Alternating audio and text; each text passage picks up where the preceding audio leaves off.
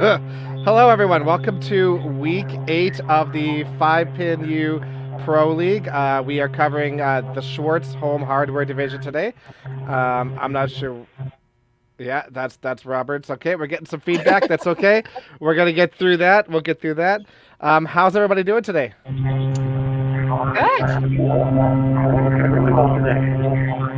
Good.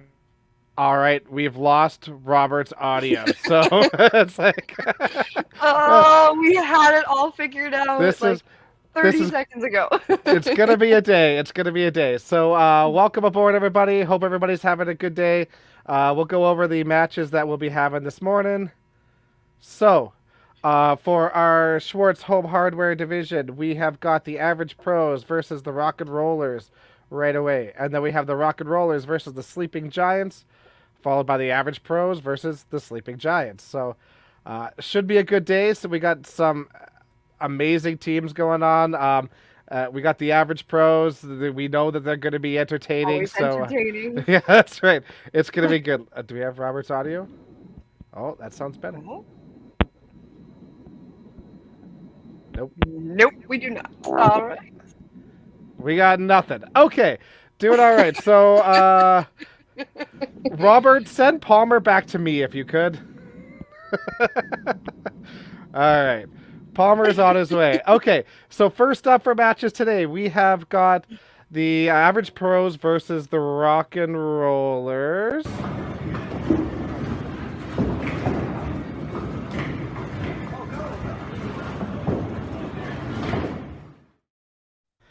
All right, so we will bring in Shane Chafe, our Rock and Rollers manager. How you doing, buddy?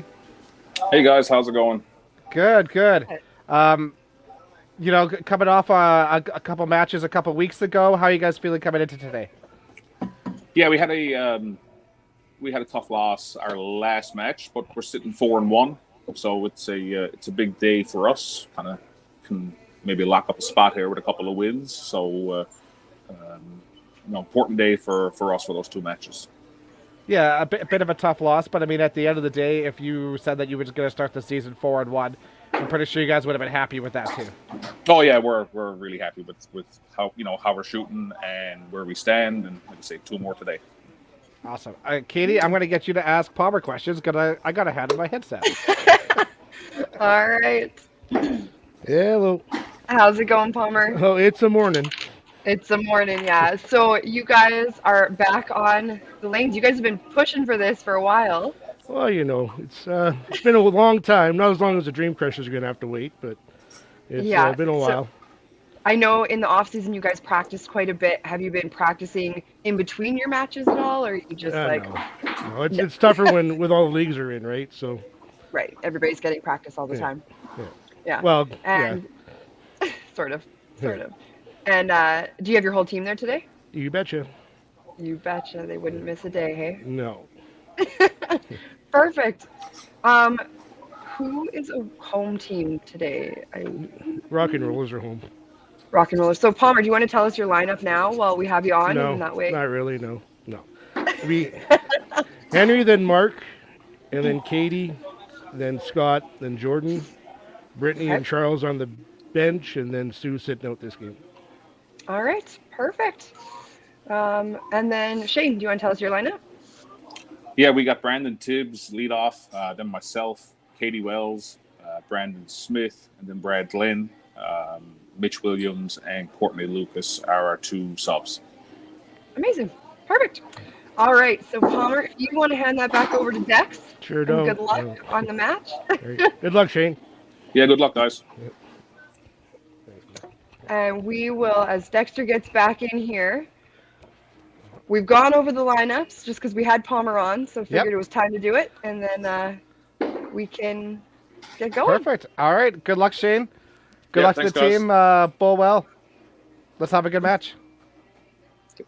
See ya. Hey, welcome back, Robert. Hey, thanks. I think we've got this tech side figured out here. It's working. You sound fantastic. Amazingly enough, Palmer unplugged the microphone when he came in, and I didn't realize. The Average Pros, constantly entertaining. They bring the fun. Oh my God, it's been a Alright. morning. It has been a morning. Do we want to go over some rosters before we get these players going? Yeah, we could absolutely do that. So, we'll get Robert to go over the average pros now that he's back. Yeah, so tonight we've got Henry Schutz starting it off, leading him off there. Always entertaining. He will throw 3 pins, he will throw 2 pins, but he'll also throw 4 baggers. Followed by Mark Doss, always good. Struggled his first week there, so we'll see how he does this time. Katie Hicks is coming out third. Pretty well dynamic, strong middle of the lineup there.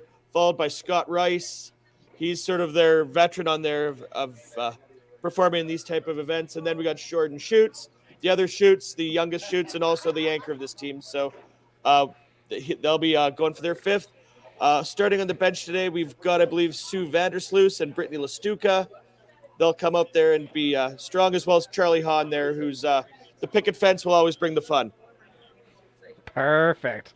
Well done. And on the rock and roller side there, And over from Plaza Bowl in Newfoundland, Shane Chafe, Brandon Tibbs, Brad Glynn, Brandon Smith, Mitchell Williams, Courtney Lucas, Katie Wells, and their manager, who we just heard from, Shane Chafe. the number 1 5-pin U fan right there. The number 1 5-pin U fan. Yeah. All right, so whenever the teams are ready, they're more than welcome to get started. All right. It looks like the average pros were filming theirs on a potato today. It was fine a couple of minutes ago. Maybe Palmer unplugged it too. I was going to say, there's an entire chance that Palmer unplugged that one, and it does look like they're filming on a potato. So hopefully somebody over there from tech support, will be able to get them past, whatever, signal strength that is, because I can tell it's Henry Schutz there, but nobody else can. All right. I want to give that a refresh and see what happens, but And that Brandon- looks better. oh, that looks better. All right. All right. There we Much go. Newfoundland better coming already. out with a strike already. Well, average pros are still figuring out how to practice their slide. Yeah, they just did an hour. They were here at 8. They just did an hour of practicing. And now the approaches might be screwed up. You never know. Pre-game routines are very important. And the pros start like the pros start, with a nice split to start the day off. And the rock and rollers are coming out firing right away.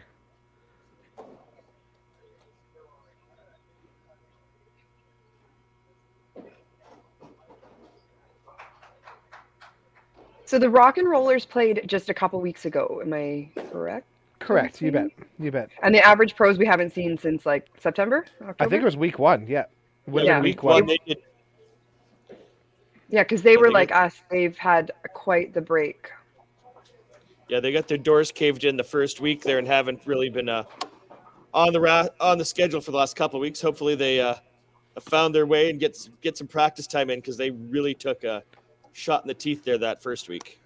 You know what? And they started off really well. They started off really well that week too, and then things went a little bit sideways. But that's kind of just the way bowling was, right? I mean, I don't even think they lost either of those matches by a lot. No, So- No. Next Gen came out and really came out and threw some big matches against him that day, and I think it was the Dream Crushers did something similar. So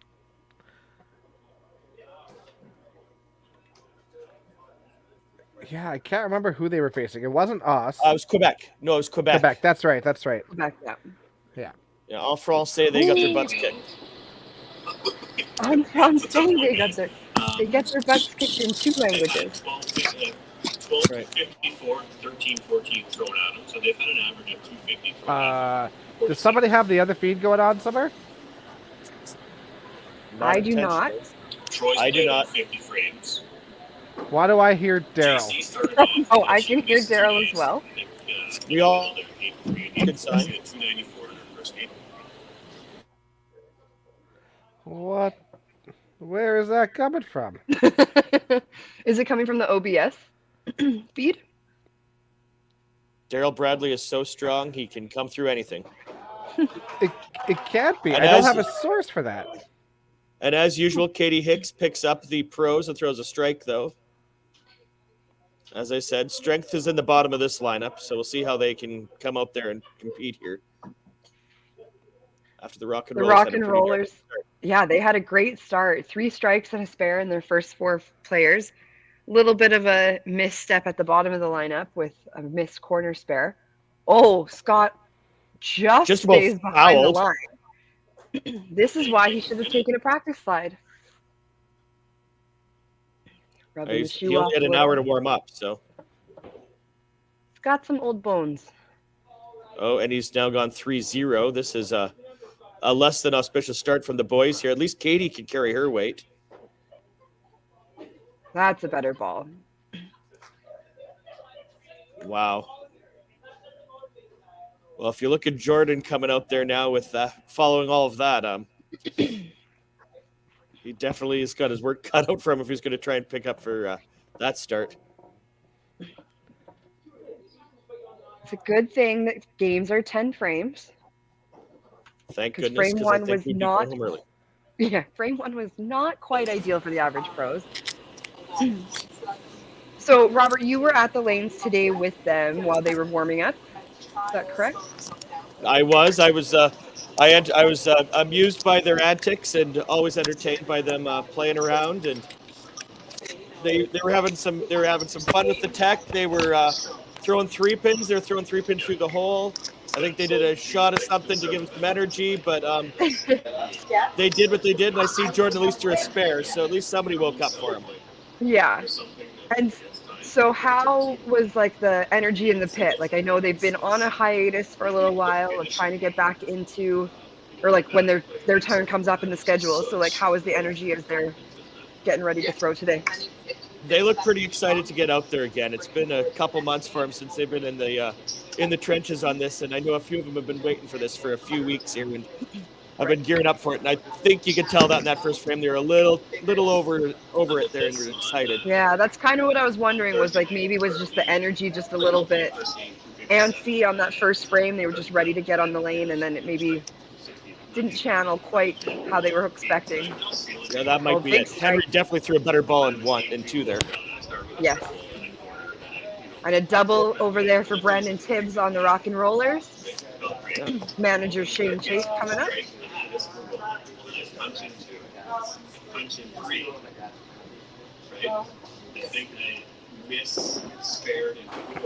Oh, and head pin. Head pin for Mark Dawson.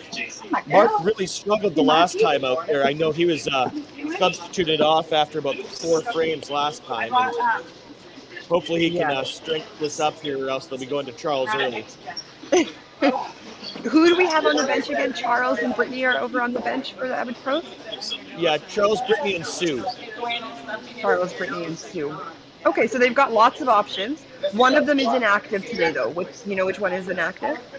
I have not been told which one's inactive yet, so I'll have to. I'll confirm with that when they have the first break here. Okay, perfect. Another strong start for Rock and Rollers. They've got 2 doubles on the board already. Katie Wells, our reigning, I think she was on the Newfoundland women's team at the Open last year that won gold medal at Nationals in her home center. She has back-to-back spares to start. It's a strong team out of Newfoundland. Yeah, there's some real strong players. They're just doing a little tech support on the lane there. I can see Dexter working on the lane there. Katie threw a right corner, which is, well, Katie's usually is on the middle about 8 out of 10 times, so nothing surprising there. Not surprising that she's plugging away. Brad Glynn, head pin to end the frame. Another strong frame, though. I know as a team, anytime you're going into a frame and you go, when you get out of the frame, you have 4 marks. It's like, yeah, you felt like your team did their job there. Yeah, your team did their job. Things are going smooth. You can kind of like ride that out a little while longer. And it was Brad is their anchor bowler, correct? Brad Glynn is their anchor bowler. Yeah, so he's kind of got some experience there. He's been around a long time, and it's a nice mix on that Newfoundland team because you have people like Brad Glynn who've been around. They have lots of tournament experience. Then you have players like Katie Wells who are just coming out of YBC. It's like their first or second year adult. younger players who are just getting into it. So they've got lots of depth to their team. Yeah. And yeah, Katie throws this really nice ball I was noticing there, especially on those second ones there. First one, she was leaving them both a little left, so we'll see where she does here. Jordan All shoots right. there, throws one through the middle. Not a bad frame, though, for the average pros. After the first frame only having that strike and a spare, they came out every single player on the middle this time, which is all you can ask for. They're putting the ball where it needs to go.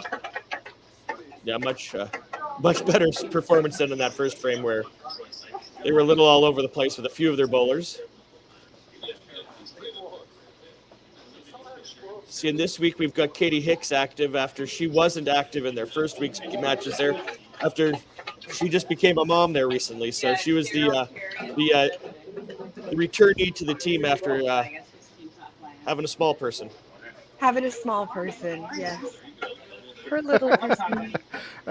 Our next team coming up is the Sleeping Giants, and Taylor Michelle's on that team, and that is not what he refers to his children as. Not. Well, I don't know if we can say crotch goblins on the feed, so we better not say that. Yeah, there it is. Yeah, we absolutely can. Oh, we can say crotch goblins. Excellent.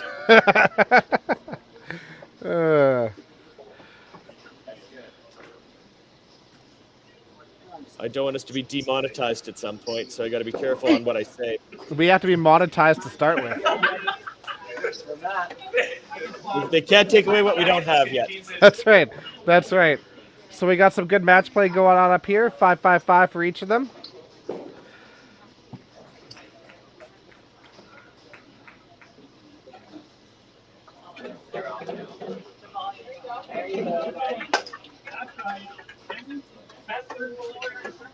So through 3 frames, we got 75 to 53. Henry's going to have some work there to catch that one back up. Good, strong start there. I love the fact that the Rock and Rollers have the 2021, 2022 Newfoundland Bowler of the Year, Shane Chafe, absolutely buried in the second spot. Well, that's a tough matchup for Mark Doss, that's for sure. They may have been looking at some of the... Maybe they looked at some lineup there and wanted to put him against Mark, who struggled in his first week out.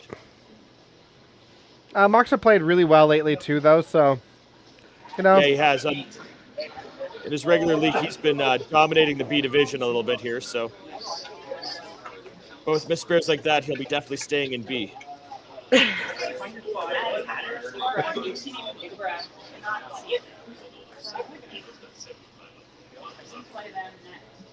So there's Brandon Smith. So Shane Chafe and Katie kind of switched frames this time, and Katie took the strike and Shane took the 5 spare, but both counting really well to start this game. Yeah, a head pin for Brandon Smith on his double. I had a conversation with some of the average pros the last time I subbed on Sunday night, and I was told that it is now called a double bagger when you get a double. And that double baggers are very hard to get. And yet, strangely, dealing with the average pros as much as I do, double bagging has a totally different connotation. That's exactly what I was thinking. Another good ball out of there with the right corner to go to 58 through 2 with this. That's to get a score 3. I know. Oh. Brad Glenn throws an aces there on top of his 2 opens to start.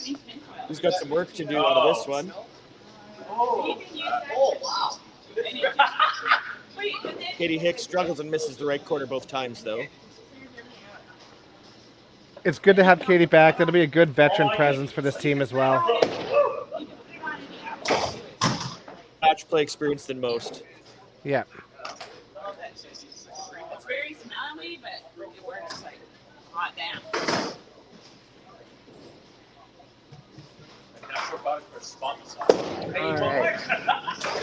All right. Good There's the shot by kind of ball Scott. that we're looking for. It's an important shot for Scott right now, too. I mean, this Newfoundland, really, really good. And then they have a frame where they only have 2 marks in it, right? So this is an opportunity for the average pros to come back and jump on that a little. And the first three bowlers really didn't take much of an opportunity there. So Scott's probably the most experienced on this team in high-end match play. So this is a good step forward on it there. And fortunately, Jordan's probably their highest end for their young performers. And a little bit of a slow start here with 2 head pins on it here in the first 3 frames. Yeah.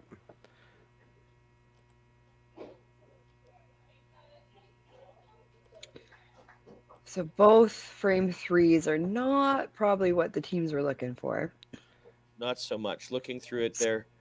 Scott's Pretty double well is going to rigged up. come into play, not only for just kind of having a mark in 3, but also his match is fairly close. Yeah, the only one where it looks like the average pros are in the lead is Jordan at the bottom. They're 48 to 43. Otherwise, Scott has a good chance to be able to pull his in front, but otherwise the other 3 are going to have some work to do to catch up. That's for sure. Yeah. All right. Henry looking to start something up for the team.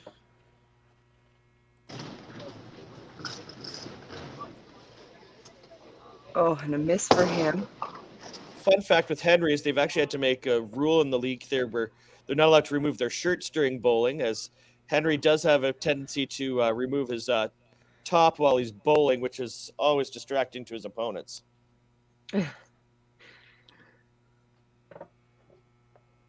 He likes showing his scars off. It's happened way more than I like to admit.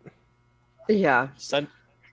The Sunday night stripping is getting to be a bit much, and nobody tips him anymore, so he's thankfully keeping his shirt on today.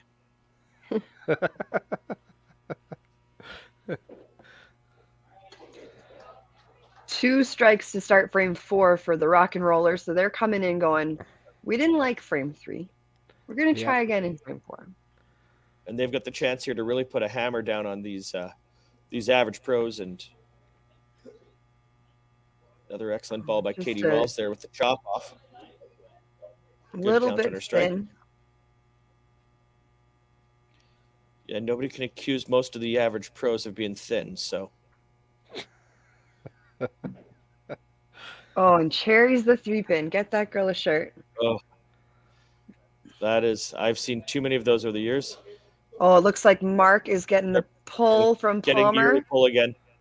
This is the second straight week that he's been pulled early on these, so we'll see if we can get him to come up and join us here and give his thoughts on it. Now, Charles stepping in here, strong bowler, comes off the bench strong when he seems to go in there, so able to respond quick. We call him the picket fence. If he smiles, you'll ever know. He looks a little bit like a jack-o'-lantern, so.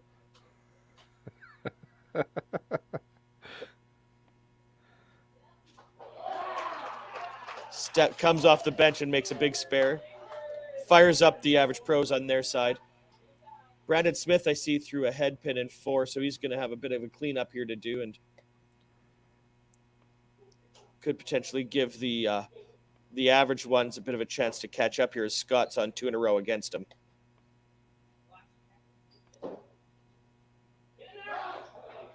Oh, just misses Arcady. Yeah. Like we said, doesn't Bradford. happen very often. She's usually pretty consistent on the middle. And there. Brad Glenn throws a Oh. strong ball out of there. It does carry the Just corner to gets get the the strike. push. Excellent ball from Brad. He was really unlucky if that thing wasn't going to stand. It took a little while for the corner to drop, but it was a great ball. Finally gets him on the board with a mark there in 4. Scott looking Rice. to capitalize on his double. This will be an important ball for them as they did have an opening against him.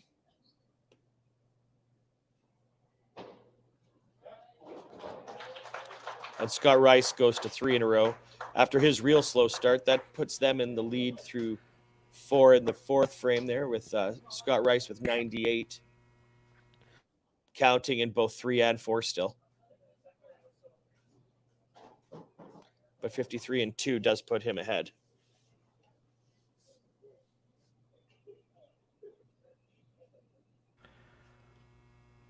Still looks like the pros are filming theirs on a potato today. But Jordan does throw a strike. Yeah, kind of in and out. That's a much better frame. So they bounced back after that. that shaky third frame and come back with 4 marks. That's kind of what you're looking for, right? Yeah, you want to be able to throw, basically just keep it black through these, and especially in the early going of these games here, to not let them get away from you too far. And yeah, spares and strikes are what you need to be doing here. And when you're a little bit behind, you better make sure they're more strikes than spares. So.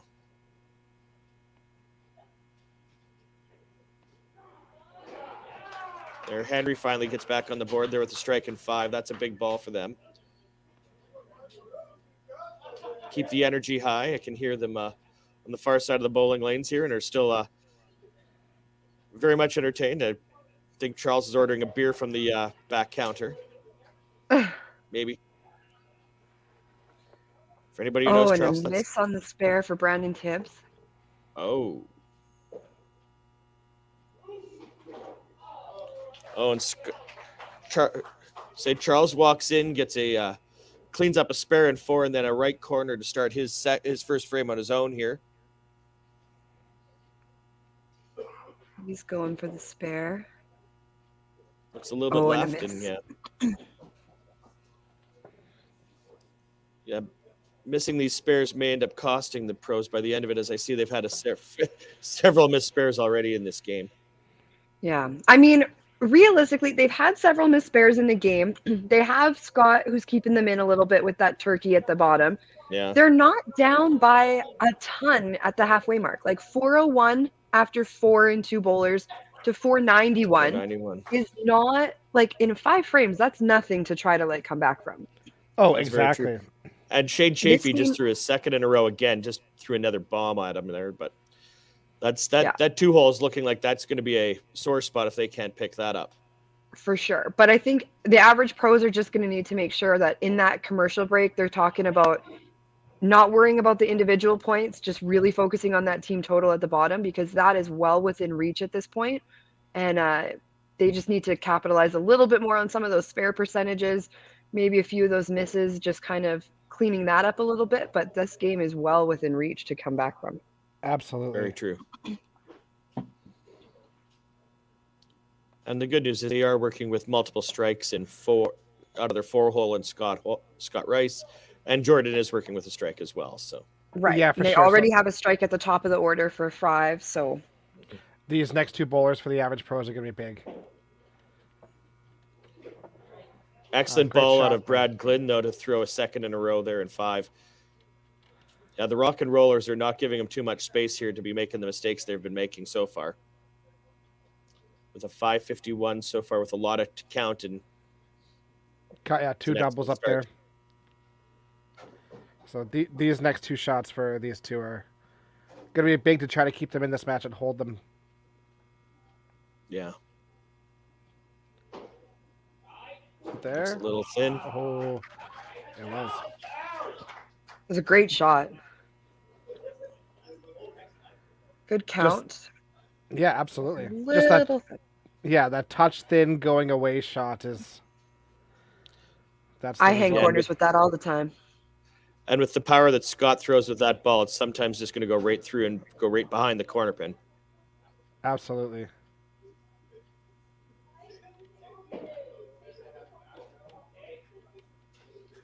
And another missed spare from the pros there from Scott Rice. Not ideal. So when you have the rock and rollers are going into the commercial break with 2 strikes, one of them being, or 3 strike, no, sorry, 2 doubles and a strike and a spare. And the average pros are coming out of this frame with a strike and potentially a double at the bottom if Jordan can capitalize, but not the most ideal situation of where you want to be at that halfway mark. No, not at all.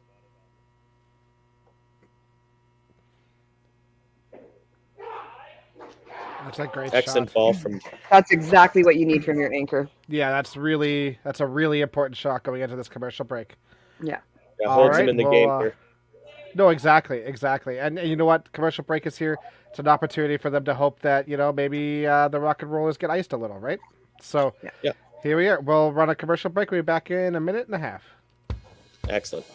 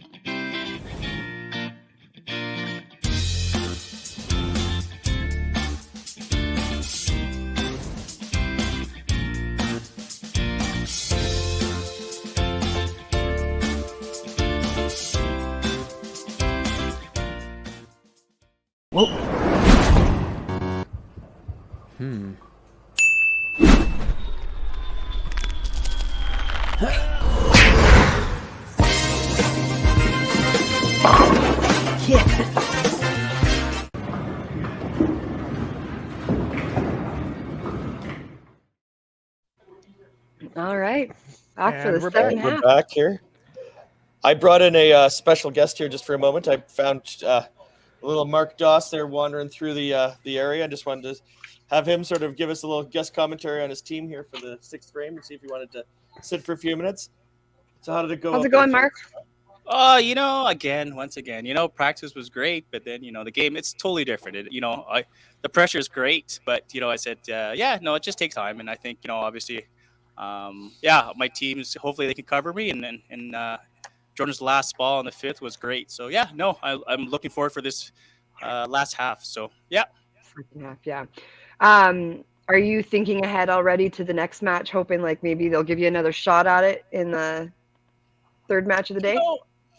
No, not really. I think we're going to concentrate with this match first, and then I think we'll play it by ear. And whatever I need to be at any point, I can support the team. But no, it's just I'm here for them no matter what. If I'm bowling or not bowling, let's right now I want to concentrate on this match. So yeah, I think that's the one thing we noticed all the time about the average pros is that they're always supportive of each other. So excellent ball by Henry there to get the second row. They need these here to really get on a bit of a run to get back into this match because I know they're a little bit behind. So yeah, that double is big for Henry, especially when we have Brandon Tibbs over at the top of the lineup for Newfoundland, where he's opened the last 2 frames. So that puts Henry right back in this match. He actually has a little bit of an advantage potentially. I'm not good with math, but definitely he's right back in the match. I know that for sure. Yeah, So- Henry can be sitting at 156 in 6 if he throws the next double. So Oh, Charles was- goes for the 5 spare, just can't get enough to get the corner to fall over. that's what we Can call I the warm penalty up shot. Can I put something stuff on the rock and rollers? Is that okay? Can I put something special for the rock and yeah, rollers you right can now? definitely if you want to put Starting with something Shane right now, and then just start going from there. So I'm gonna just wiggle my fingers for this team, and then I'm gonna take off. boy. That's Right? Oh, So boy. rock and rolls. I hope you guys bowl well. So there was Mark just stepping away. He's shaking his fingers at the rock and rollers there to apparently put a hex on them, and so far it seems to have been effective, as they have opened in both frames and 6 here. Oh, It's boy. one of the videos there because Mark was shaking more of his fingers for a moment there, so it's frightening to everybody from, well, at least back here with me. So Mark's got superpowers, I swear. Oh, great shot from Katie. as they say, his Mexican point magic on is that real. there. So Katie Hicks over on the average pros. She punches her 2nd time in a row, while Katie Wells from Newfoundland puts a big strike on her spare. A little bit of a miss from Brandon Smith.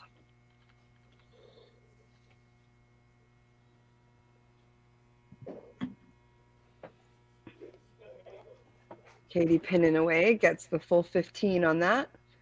Brandon gets his spare, so they're just putting marks on marks over there. Slow and steady. yeah, 112 through 5 with a strike and with a spare and 6 for Brandon. Scott with 139 through 5, so he's got a bit of an advantage there, but he's going to need to take a bit more of a capitalization on it as they are still behind by about 100 pins overall. Most of those are out of that 2 hole, really.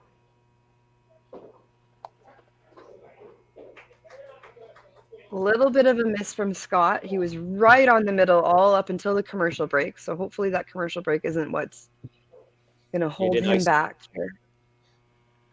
But a tough frame out of the rock and rollers with a head pin from Brad as well, which is going to put 3 opens on them, which, well, you look at it there, so did the pros. So there's not a lot of advantage taking there after the commercial break. Well, the only saving grace is if Jordan can go up and throw a strike here, then that leaves them with a double.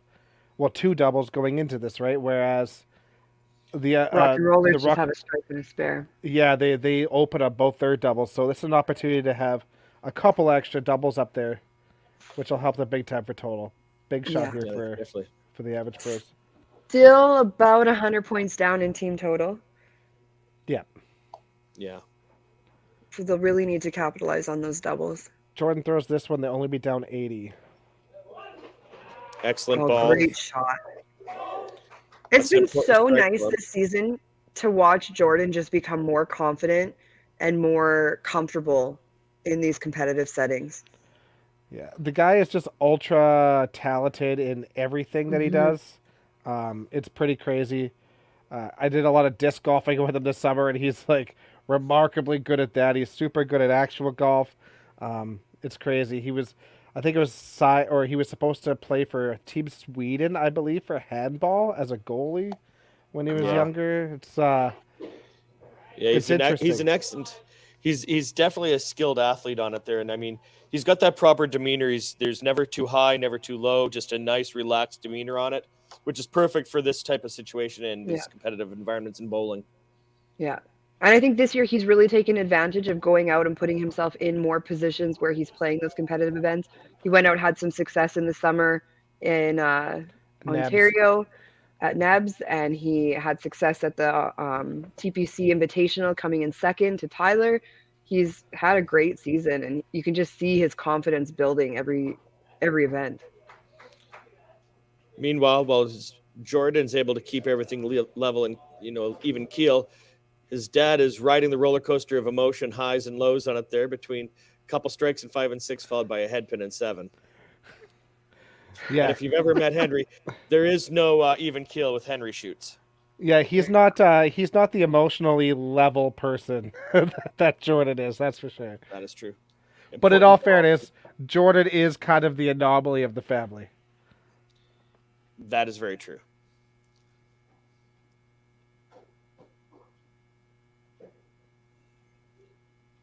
Oh, Katie punches out the middle on her 5 spare attempt. So she's Charles at makes the hardest spare in bowling. I can hear Charles from the other side of the lanes, cheering for himself there and still asking if the bar is open. We found out that the bar can open at 9, so have at her. Well, that's a big miss from Katie, throwing the 3-pin after her opponent finally opened against her. She's sitting at 161 through 7 against Katie's. That's got a chance. That's the spare. Great shot. That's an important ball there to keep them in the match there. That'll get her to a 149 if she can mark an 8, which puts her back in that match again. Keeps it close. That's all you can do. They've started calling Scott by his biblical name William on the lanes, which is always fun. It's Scott. For anybody who knows Scott's got like split personalities. He's got his work personality, which is Will. Yes. And he's got his bowling personality, which is Scott. It's interesting. We've always known him as Scott. And then fun fact for me, I did not grow up playing at Sure Bowl, and I always heard about Scott Rice and Will Rice, and I thought it was 2 sets of brothers. I did not realize it was the same person until I played slow pitch with him and realized that we were always talking about the same person. Thought it was 2 different people. Oops. See, I grew up with Scott. He did make his 15 there after missing the spare. I grew up with Scott, which was fun because I always knew him as Scott until literally we were through university playing ultimate frisbee together, and everybody was calling him Will, and I sort of looked at him straight. I'm like, did you lie and call him make up a new name for yourself? And he's like, no, actually, that's my real name. I've always been just Scott at the bowling alley, so it's the only place he goes. Scott is at the bowling alley. Another great shot by Jordan. We had our sub in for the Rock and Rollers as well. Courtney Lucas went in for Brad Glynn down at the bottom. Excellent. All right. Last so 3 looking frames. through 6 frames here. So looking through 7 frames, Henry is down by about 15 to 30 in 7, depending on what Brandon can throw here in the beginning of 8. Then you look at Mark is down overall, by... Yeah, overall the match is only within 60 at this point too, so it's tightening up a little, but that's a big shot at the top there. That's a big miss. Another miss by Henry. Yeah, this is an example where sometimes you wish you had the extra sub to be able to put in a match like this, where Henry's really been struggling as well. But unfortunately, they had to pull Mark after 3. So Yeah, but there is a But they second could do the sub. double pull. They could put their other sub in right now if they wanted Yeah. to, as long as they keep a female in the lineup. That's right. So Brittany's on the bench right now. Brittany's on the bench. She is eligible to go in for Henry for sure. for Henry, Yeah. if they wanted to. So for those that don't know, last season we did have only the 1 pull. This season we are now using a 2 pull system. So as long as you still just have one of each gender on the lane, you can make 2 pulls at any time throughout the game. Mhm. Big Looks shot like by Palmer's Shane and just going to Katie. keep him in a little bit longer, though. Yeah. Top of the lineup has really been struggling for the pros today, though, with now Charles stepping in. And unfortunately, he started well in 4 making the spare, but has only made the 1 mark since then. And Yeah. And it's not coming at a The great rollers are time not because gonna the roll. rock and rollers over on the other side, they're looking at frame 8 going, all right, now it's time to turn it on. Yeah, And they're they like, throw a 5 team balls set and of 5 strikes. yeah, they're like, let's go, and then Yeah. just Enough of this. We're in the final 3 frames. Let's turn it on. And they did.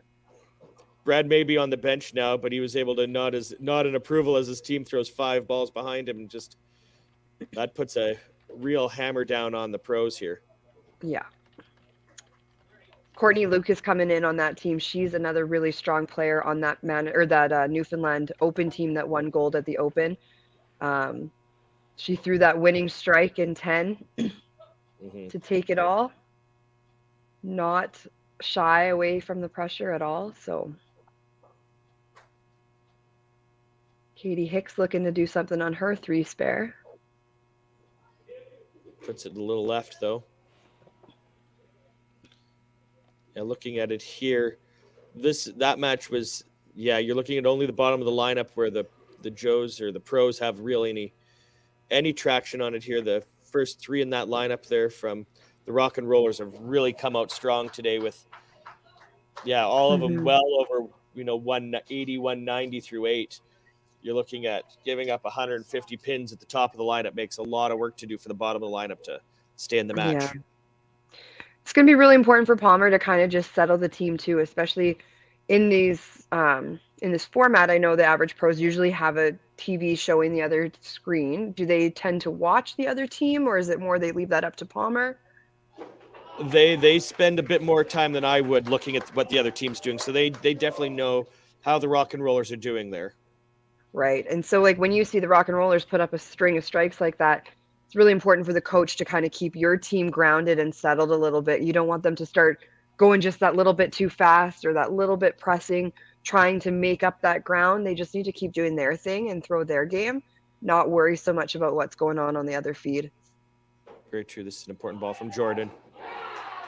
Excellent ball from Jordan to go 5 in a row. Jordan. So team total still not too far off. Even though Rock and Rollers threw those 5 strikes, average pros had a pretty good frame. They have a double and a strike working plus 2 spares. The only one that didn't get a mark, Charles, he at least, had a head pin, cleaned it up almost. Yeah, we're looking at 4 marks for them there, which, I mean, well, they're not going to pull up any pins. Definitely. Some room to pull back for the pros, but they are well behind at this point still, especially when Brandon another one, and the rollers now are certainly rolling their way. Yeah, I mean, only down 60, but at that point, like... You got to start capitalizing on those marks, strikes on those marks. You look at the 4 marks up there, it's like, 4 marks is good, but it's not 5 strikes, and you can't play defense in this game, right? So, down 60 against a team that's got nothing but strikes is tough.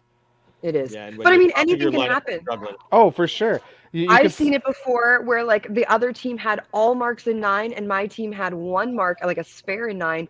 And then we come out in 10 and they punched on every single one of their strikes in 9. So we ended up winning in 10 because we put marks together in 10, right? Like it can change, but you have to capitalize on those opportunities. 100%. Missing on a spare right now is not going to be the way to do it. Yeah, this is not acceptable. And the top of the lineup has really been struggling for the pros here. So, and with just how strong that the rollers are at the top of their lineup today, it's putting, and I believe there is the first average of the day from Charles. who throws a 2-pin in 9. That is not what you need to see if you're trying to come back. Yeah, that would be the kind of missteps that they're going to need to avoid. Yeah, you can just see the Moving top of the forward. lineup for the average pros are just. Oh, Well, but he there's- spares it. there's the- Technically, he was not on a mark, so that counts the same as if he did it the other way around. Yeah, 100%. That is certainly a quarter pin spare. Let's look at the positives here on that frame, guys. Certainly. Unfortunately, though, if you're looking for the positives, when your opponent is sitting at 242 and 8 and a mark and 9, and your team's down by 60, you can do the math on where the struggle is really coming for the pros is right in the middle of that top lineup. Great shot by Excellent count, Katie. Katie. Excellent count. Puts her She's going to want to 167 spare and 8. that to keep her match really close because Katie Wells, she spared hers over on the other side. So that match is still very close. Courtney Lucas was a great shot. She came off the bench and did exactly what you would want from a player. That's right. Just throw the side of the middle and just start just throwing some bombs at it there, because there was a struggle from Brad at the beginning of this match. And while I doubt they're going to be able to come back and take points on it, it's very important to be able to earn the points for the team here at the end of this match. Right. And it also is just important to keep, like, when you have your whole rest of your team marking, just keep that momentum going for them. You don't want it to come to a complete halt at the bottom of the lineup every time. Just kind of keeps that flow. Exactly. The Rock and Rollers have now gone 10 straight frames with marks. So you can see that trade really has made some, put some wind in their sails and have been able to move them on to the end of the game here. Right.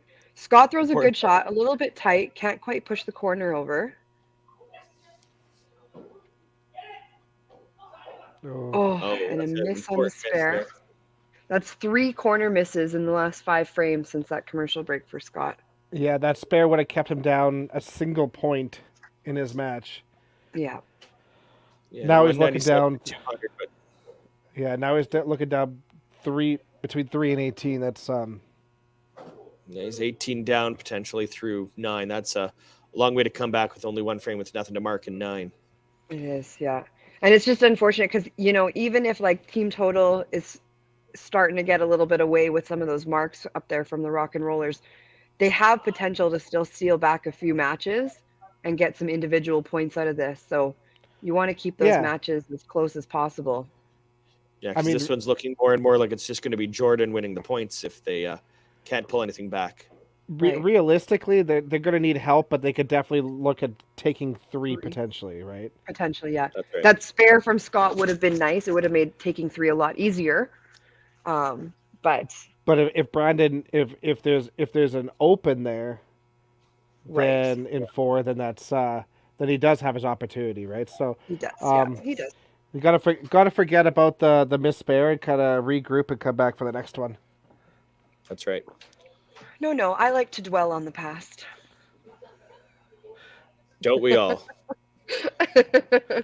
Well, Brandon great Tibbs here looks like he's about to finish off Henry. Shoots. Brandon's been just throwing strong all game here at 163 through 7, 193 counting and 8. It's an excellent, match. Yeah. Looking to be, Oh, Henry gets his mark, throws the strike.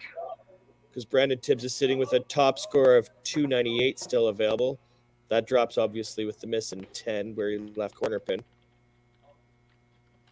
Still, Henry can max out at a 234, and Brandon is already sitting at a past that. 234. So that match is going to go to Brandon, it looks like. Yeah, now that's over. It is. It is now. The math is done on Henry it. throws the chop, so it wouldn't have mattered anyway. So Brandon Tibbs takes the first points of the day for the Rock and Rollers. Right. Match Although, to be 2, fair- we can clearly see that that Shane Chafe is going to take that match away from Average Pros as well. It's already done. So the first 2 are going to go to Rock and Rollers for sure. And our toss-up matches are the ones at the bottom. That's right. All 3 are still in play. Yeah, Shane Chafe really came out strong there, even though he was, as the manager, he buried himself in the 2-hole. It looks like he knew something where he likes to bowl, because he came out there with a real strong performance here. And I say that, and then he throws one outside of the 3-pin on his first ball and 10. But currently, I can throw a jinx at anybody today. The new Mark Goss over here. Honestly, that just shows you the depth of that team. Yeah. When you have Shane Chafe, who's one of the best in the country, playing in your 2-hole, that just shows you how good that Newfoundland team is. Yeah. We were kind of talking about it a little bit while you were off doing some fixes of audio issues, but just the depth of their team and how they have some really veteran players and they have some ones that are a little bit newer to the adult scene, but like they have so many options on that team. It is such a strong team. One to be watching, that's for sure. He finishes with a 282, which is an excellent score to have your top two there with a 546 double from your first two bowlers. That's an excellent way to start the day off, especially when your opponents don't quite break 400. Oops. That is certainly an oops out of the 2-hole for the pros there. Another great shot from Katie Wells. That just about puts this one out of reach. 221 now and 9. The math gets awful thin for Katie to be able to come back and go after the other Katie. That's a good shot Leaves there. the corner on the left side. So that match, Katie can is max now out done. at 225. So that match is done. Wells has put this one away with that strike in 10.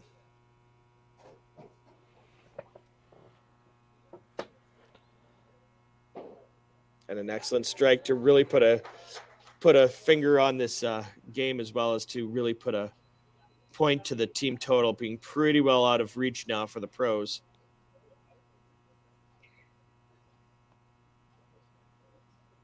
All's left with two openings at the bottom there. The pros are going to be hard pressed to take anything other than anything out of Jordan's match at the end.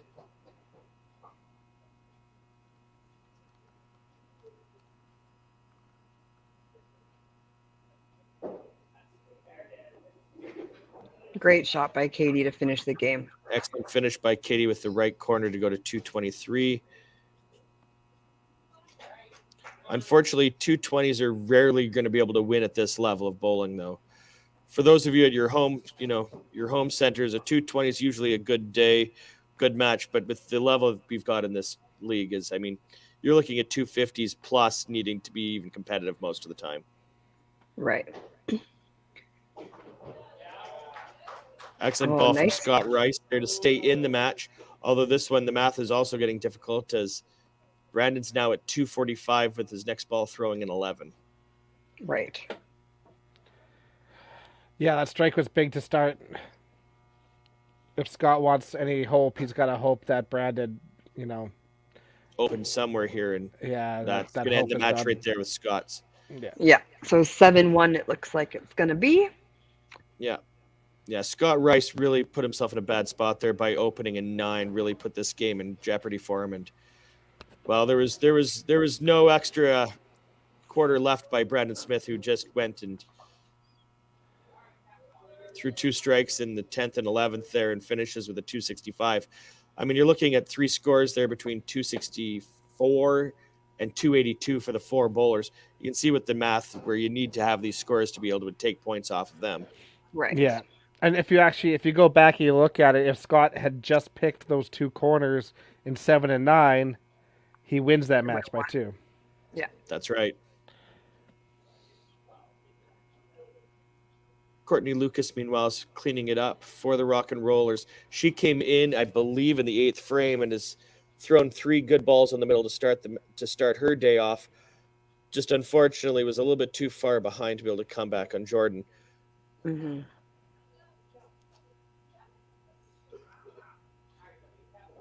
Looks like Jordan's going to throw the high game for the set here with 282 being the high on the one side. And this one looks like he's going to be at 283.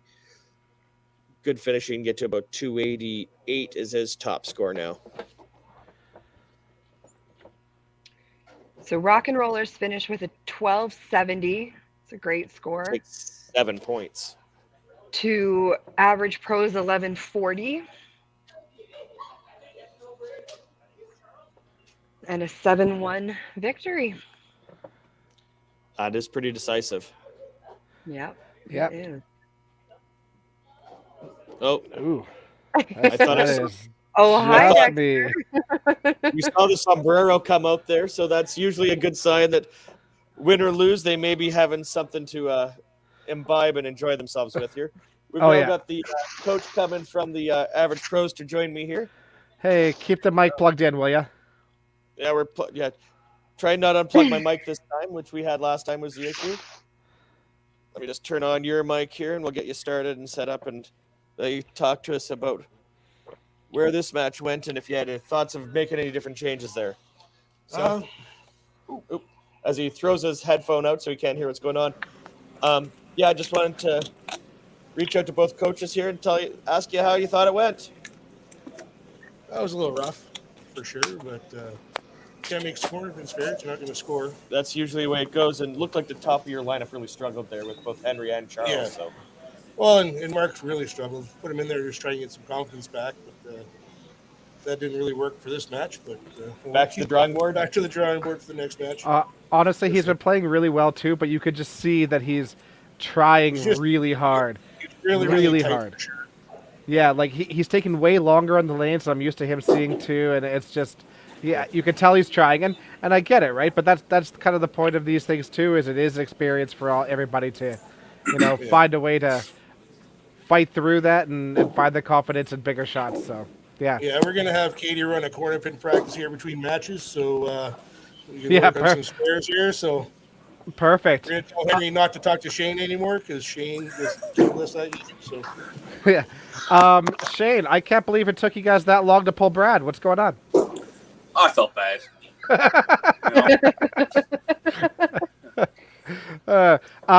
Great match for you guys. You're going along. You have a frame of 4 marks, frame of 5 marks. You have a frame of 2 marks, and then you can just see eventually you guys are like, screw this. Like let's just run some friggin' strikes here, and then you guys go out through a whole bunch of them.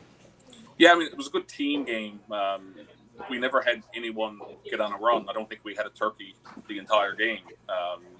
We got 2 and then we'd miss and throw a spare. But like I say, every frame it seemed like we had 3, 4, 5 marks. So we kept it consistent and kept counting and adding scores. So it was a good win. Yeah, your 8, 9, 10 was really good. It really pissed me off actually, but good run for you guys. Yeah, you can really see I noticed something a little bit different, how you had so much strength at the top of your lineup today. The top 3 bowlers all seemed to throw just big games at them there. And you throwing yourself in at the 2 hole, is that a usual spot for you there, is throwing number 2? Honestly, that makes a lot of sense. I wouldn't say it's usual, but we talked as a team and thought that it would be to our advantage to kind of have 2 throwers up top, so myself and Tibbs. And try to give us a lead and try to carry that. So far, so good. Yeah, it seems to have really effective there. Yeah, we were just talking about how deep your team is when you have the Newfoundland Bowler of the Year playing in the 2-hole. That shows you how deep that team is. And on the bring bench. the women bowler of the year off the bench. Like that's ridiculous. Yeah, absolutely. So, congratulations, good win. Palmer, it's the way things go, but you guys got a bit of a break here, so a little bit of time to maybe find a little bit more liquid courage and loosen up a little. Spin that wheel a couple times maybe and see what happens here. That's right. All right, we're going to go into commercial break, and then we'll bring in our managers, Shane and Taylor in the background there, and we'll get our next match going. So enjoy game, our commercials. Thanks, guys. See you guys in a bit.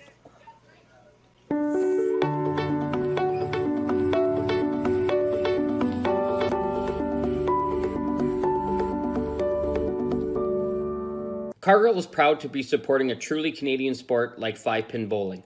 We look forward to watching some great competition from many competitors and bowling centres across our country. With hundreds of locations across Canada, Cargill is committed to helping the Canadian farmer thrive. Whether it is selling commodities, getting agronomic advice, fertilizer needs, crop protection, and marketing expertise, Cargill is here to help. So please enjoy this bowling. Thank you.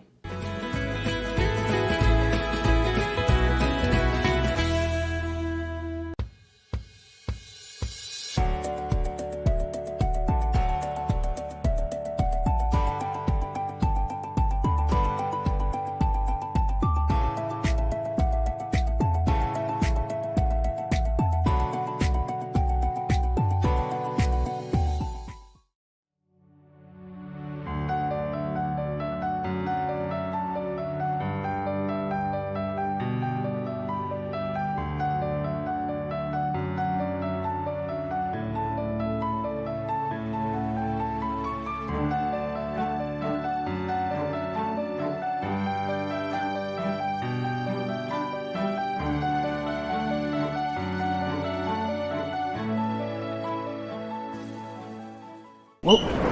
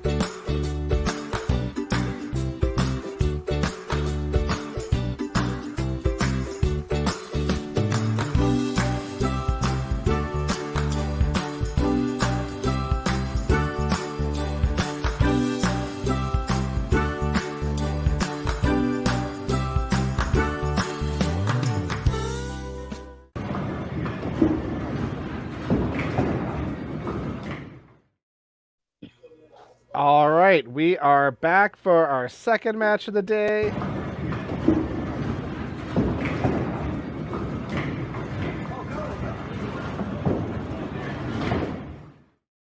The Rock and Rollers versus the Sleeping Giants. Let's bring in our managers. First, we got Shane Chafe back, and then we got the one, the only Taylor Michelle.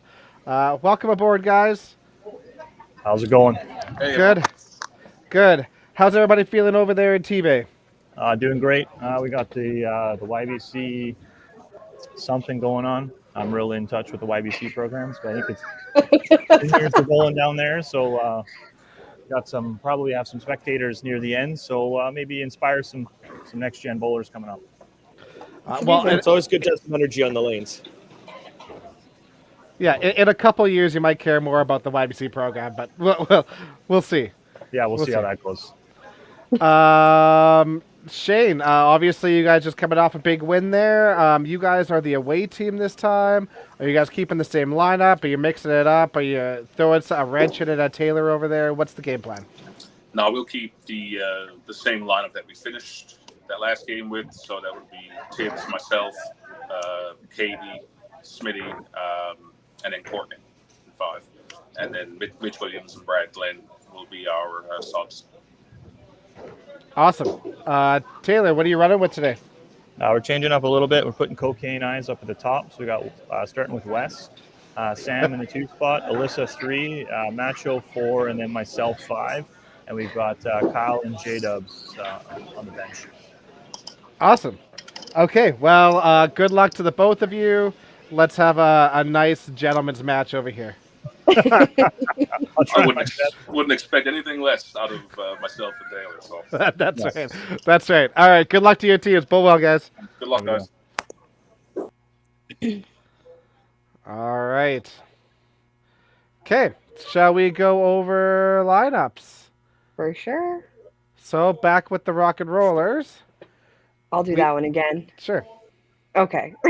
I know how to say all their names. So over on the Rock and Rollers, Shane Chafe, Brandon Tibbs, Brad Glenn, Brandon Smith, Mitchell Williams, Courtney Lucas, Katie Wells. And like we said, Shane is manager and player. All right. And over on the Sleeping Giants. And on the Sleeping Giants, we've got Matt Shahansky. This is why we didn't want. I can see why Katie wanted to do the other one. This is exactly Matt why we wanted you to do this.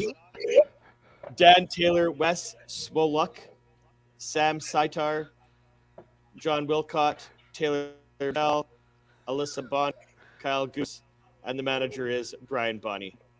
And I apologize to at least the 2 or 3 of them that I mispronounced. I think you went 2 for 9 there, but that was good. They jumped on taking the Newfoundland too. Oops. All right, the teams are ready to go. Whenever they're ready, they can go ahead and throw their first balls. All right. So what are we expecting out of this match, guys? I think think Newfoundland's going to put up another strong score. I think they are just such a solid, consistent team. But I definitely think that the Sleeping Giants are going to give them a run for their money. Absolutely. This Sleeping Giants team is so good. They are all such great players, and we just haven't seen it out of them yet.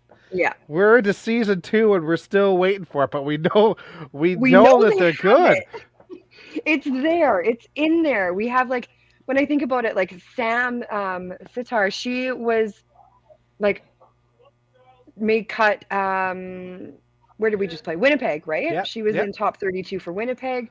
Taylor Michelle, he's always super strong player.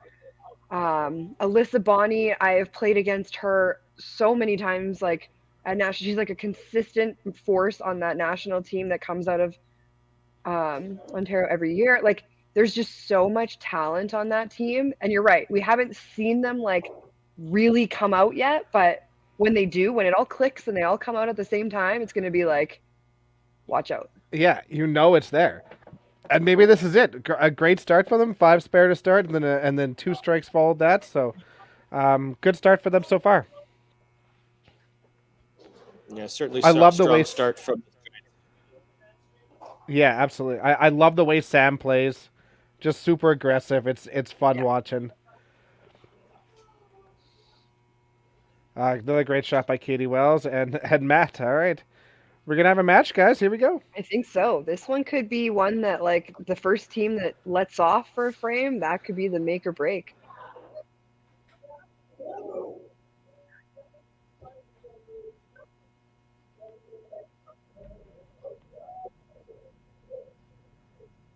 There's the first mistake by Taylor Michelle there and for the Giants, while Brandon Smith makes the first mistake for the Rock and Rollers.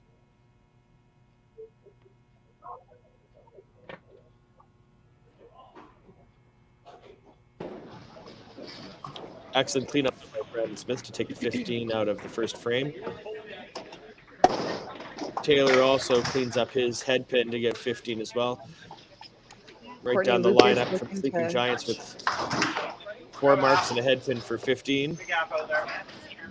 Oh, Courtney and a coming, head pin for unfortunately, Courtney. through a head pin of her own.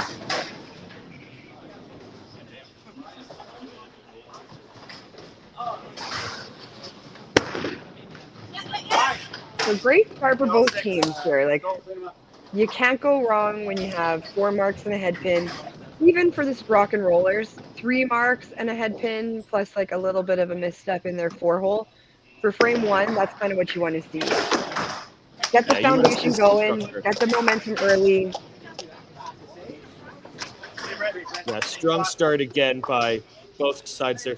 Sleeping Giants was able to carry it all the way through to the 4-hole. Well, unfortunately, the roll kind of up in the 4. So. Again, the top end of that Rock and Roller lineup is going to be really tough to beat again there with the 3 top bowlers like that. Just strong first game. Looks like they'll come out again for the second game of the day the same way. All right. Looking to capitalize on some of these marks here at the top of the order. Great shot by Brandon Tibbs. Just no He's got doubters, the- eh? Yeah. Hey, there we go. That's what I love to see. You see how hard West just came off that lane?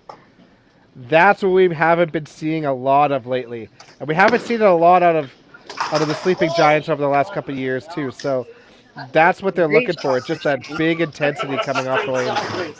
And I think that just kind of is like a little bit about the format, right? It's hard to get yourself really like fired up and pumped up when there's no one else in the center. There's no one else really around.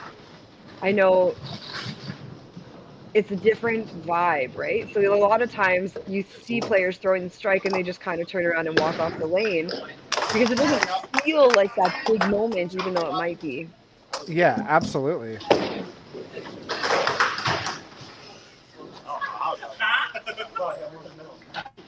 Oh, a little bit of a misstep there. Katie Wells misses her corner spare. Sam opens up on frame 2 for the Sleeping Giants. Alyssa's going to want to get them rolling again.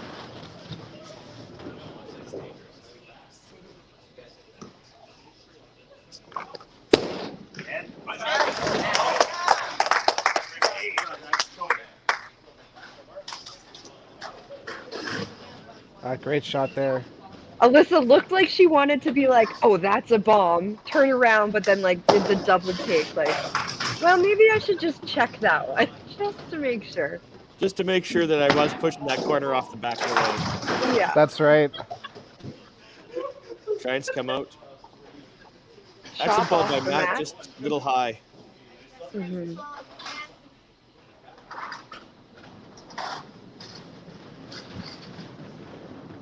And Brandon struggles with a split there in 2, and then was able to clean up a little bit with the cherry 3.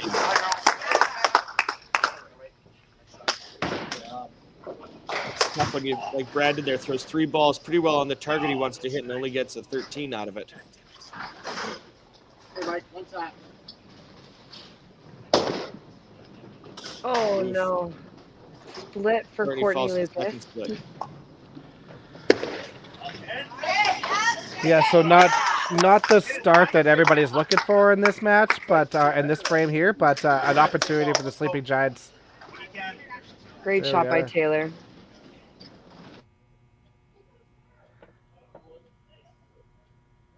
Oh, that's so much quieter now. It's nice.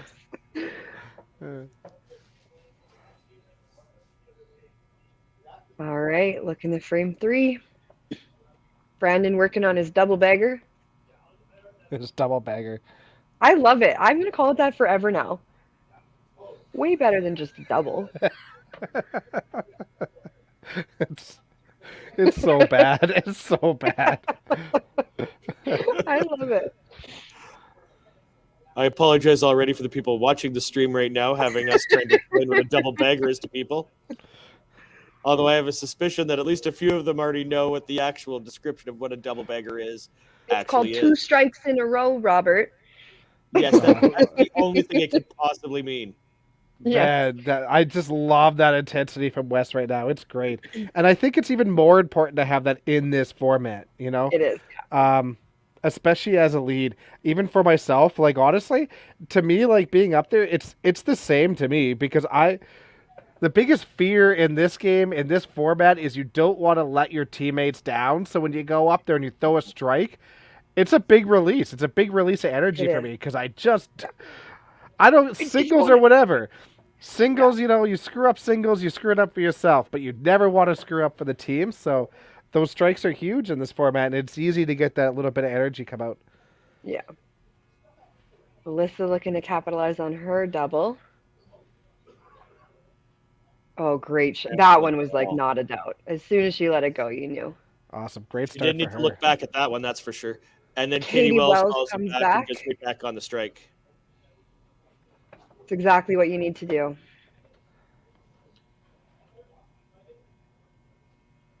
Oh, a chop off for Matt and back-to-back chops. Let's see if he can capitalize and get the spare this time. Yeah, coming out of his hand. Matt looked like he thought that was a strike because he did a little arm gesture when it came through, but unfortunately, headpin went straight back on it. And Misses as the what always spare happens again. with those chop offs, it's so tough to spare them.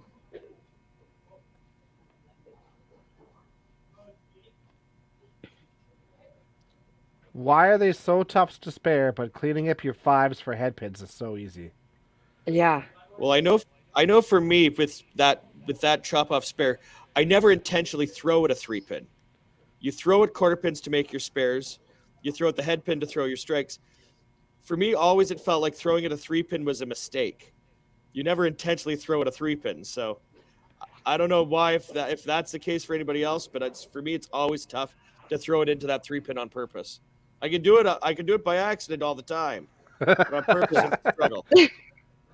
So Courtney Lucas throws her 3rd head pin in a row. Taylor has the double. I've got to be thinking it's getting pretty close to that moment of like, she's there, but like maybe we just need to take a look at the pull. Yeah, exactly. Maybe they go and back to sometimes, the bad hooves. Yeah. You want to make sure that you give whoever comes in enough time that they have space to make the move if they need to. You don't want to leave it too long. It's not saying she's you don't want throwing a the bad game to get shot away. because she's all over the middle, but sometimes it's just that little bit off and Yeah, you don't let that game get away from you. And with Taylor going with 2 in a row after his head pin in 1, You don't want that Yeah. game to get away from you by the midway point. I mean, they're playing the commercial and you're already being played off stage. That's a tough Right. way. Well, and the other thing, like if I were looking at it from a coaching perspective, I'm looking at how the Sleeping Giants, they have a double at the top, a strike in 2, a double in 3, double in 4. Maybe making that pull at the end of the lineup over on the Rock and Rollers is just that thing that's going to change momentum a little bit. Maybe it just a doesn't come different- into play as much because they're not in the same center, but we're all looking at the screens when we're playing. We all know what's going on the other side. It maybe is just that one little thing that just kind of goes, okay, here's the momentum switch, right? And especially with that new person coming in, I find that when that new first person comes in and they throw that strike to start the game, everything changes after that first ball. Right. So Wes punches a head pin on his double. He's looking for the cleanup. Brandon got the spare on his turkey. That match is super close still going into that halfway mark. Yeah. Over in match 2, we have another head pin for Shane. Sam looking to get her double.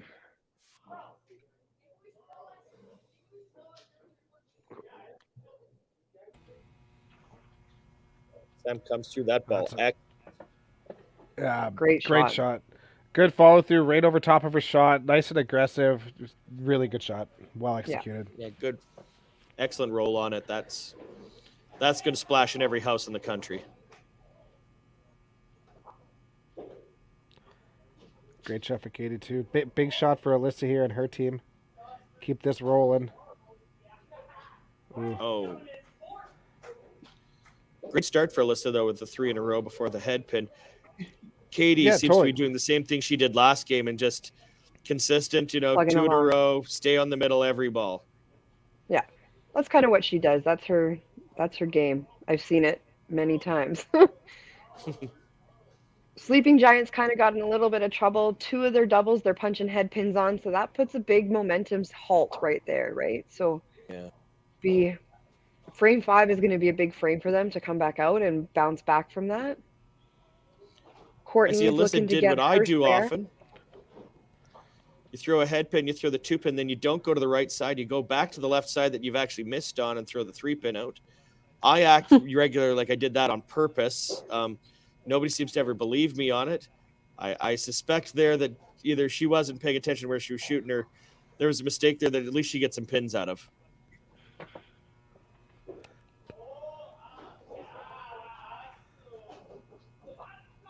So the Rock and Rollers finished their 4th pretty strong there with another spare right at the bottom of the lineup from Courtney to get back in it.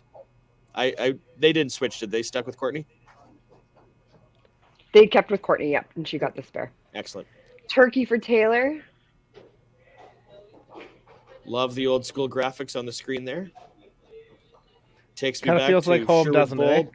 Yeah. Feels like Sherwood Bowl from about 5 years ago before we had gone to the new system. Circa 2018, 2019. Yeah, 2019 is when we put it in the new system.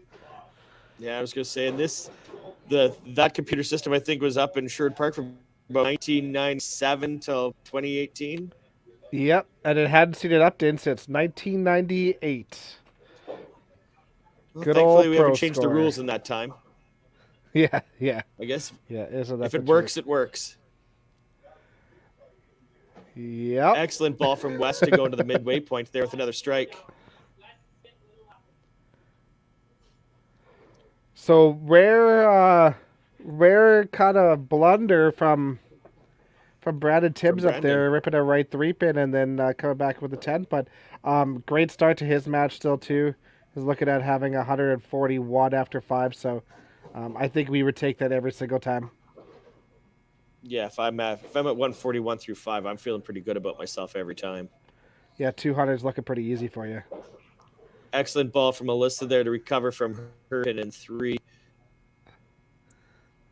I didn't comment, but Sam threw another just absolutely fantastic ball in 5 there. She's just so good. Attacks the middle on that every ball, it seems.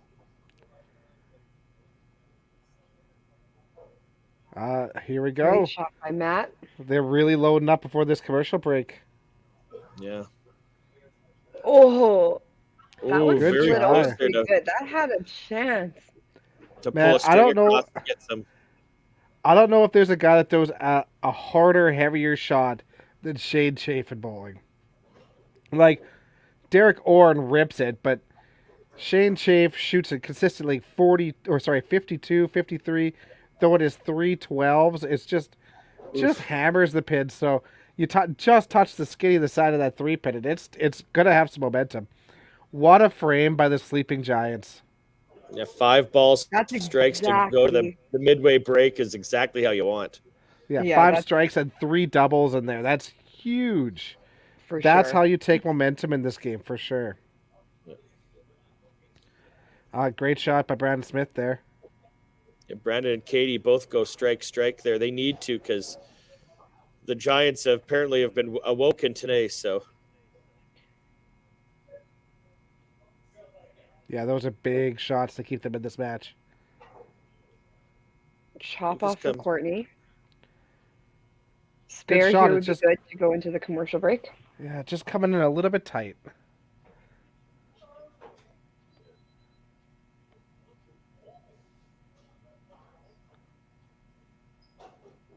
And gets the spare. All right. What a Awesome. match. Yeah, tons of marks up there. A boatload of strikes. Should be a great second half. Let's see what they do after this commercial break.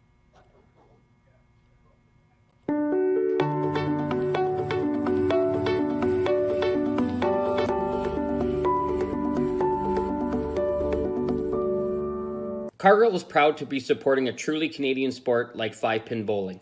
We look forward to watching some great competition from many competitors and bowling centers across our country.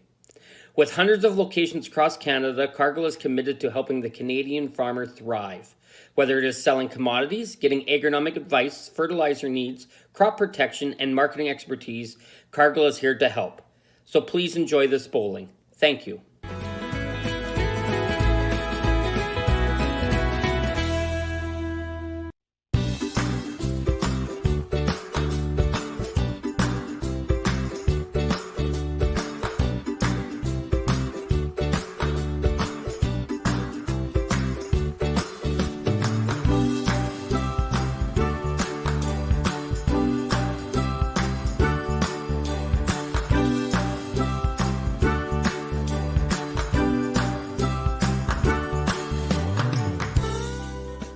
When you come to the Canadian Brewhouse, you'll feel right at home. We work hard to make our house your house. With an affordable menu of appetizers, entrees, desserts, beverages, and killer deals on daily specials. At our house, you never miss a play. As sports lovers, we've ensured each location includes over 50 TVs and our signature Jumbotron. The Canadian Brewhouse is the place people want to be.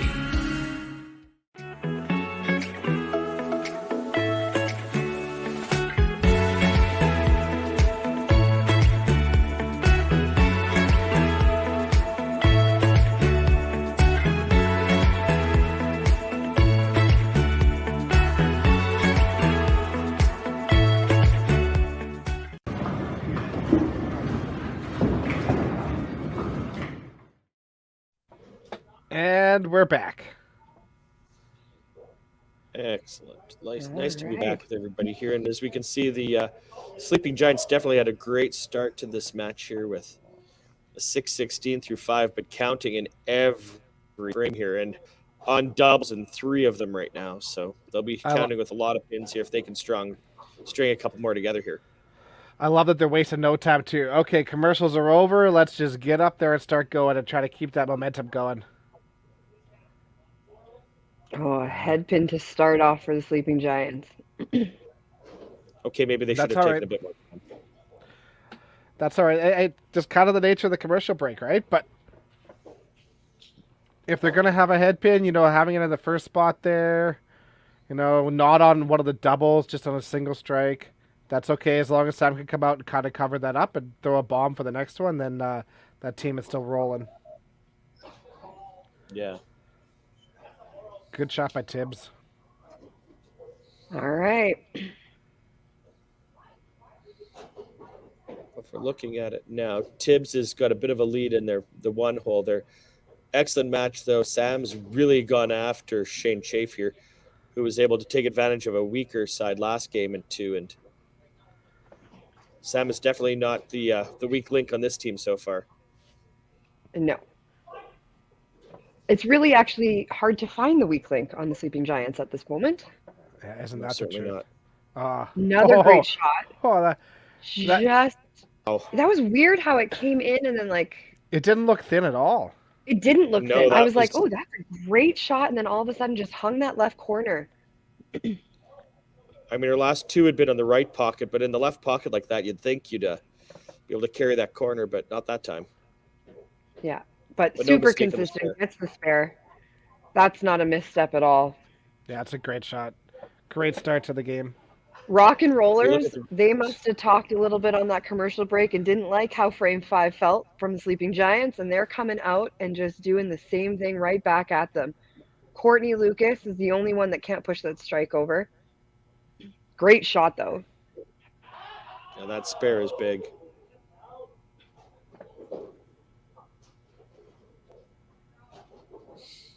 Yeah, and all of a sudden those totals are neck and neck. With obviously a lot of balls left here for the Sleeping Giants coming up too. There's an opportunity to put up another 90 down below. Yeah. But they're putting some marks on marks. Alyssa and Sam both Yeah. get the spares on their strikes. That's all you can ask for. Yep, The bottom, exactly. Matt has a double working and Taylor has the double working, so they've got lots of room to put some more points up there. That's right. And you look at Katie Wells on the other side for the Rock and Rollers is now on 4 in a row. Oh, Somehow an we haven't made unfortunate enough split. of that so far. So, a split from Matt.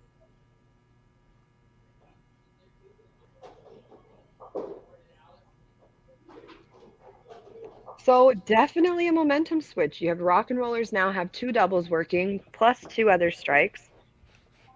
Sleeping Giants are at most going to have their 2 spares and potentially a double working if Taylor can keep his run of strikes going. So Things are while going back and forth. Yeah. Like it's just one frame back and forth, just ping-ponging. while the Sleeping Giants do still have a lead here, you could definitely tell the momentum has shifted in the other direction. That's kind of the commercial break. It's a crazy thing. It's a crazy It thing. is. You can go into the commercial break feeling so good and come out boy. and do exactly what the Sleeping Giants just did. Or Taylor you punches can a do head what pin with the the. Rock and Rollers are doing. All right. Well, let's see. Let's see what happens with frame 7, because anything could happen at this point. Yeah, you look Looks- at it right now. An 80-point lead for the Sleeping Giants is pretty well evaporated by the 4 strikes that are being counted on by the Rollers on the other side. And there's a couple of those they're counting 2 on them, so changes this match really quick. It Absolutely. did. So 774 for the Sleeping Giants with 2 spares working. 684 for the Rock and Rollers, but they got the 2 doubles and 2 strikes. So I think this is going to come down to the end. But wow. I don't know. Wow. This is what we're here for. Chop Oh, off he- for Wes. He really Excellent. wanted that one. An excellent count for Brandon Tibbs to go with the left corner on it there. It was important to make that spare to keep the advantage over Wes in that match. 142 to 141. However, Brandon's counting in 6 and 7 at 141. So that number's about to change drastically. Good half. Both Bo- of them both get of their them. spares in 7. Big spares. Pinfall sure looks good in Plaza too. You don't see a lot of those corners, and when that corner is there, you kind of expect it to just slow fall at the end. Right.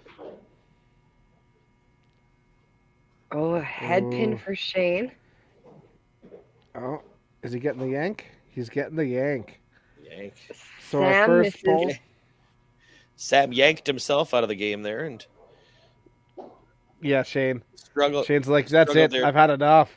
Get me Yeah. out No of here. more. It's kind of the nice thing about being manager. You don't have to wait for them to pull you. You're just like, I'm done. Yeah. Over it. This is the first frame we've really seen kind of a misstep from Sam. 5 and then plugs out the middle.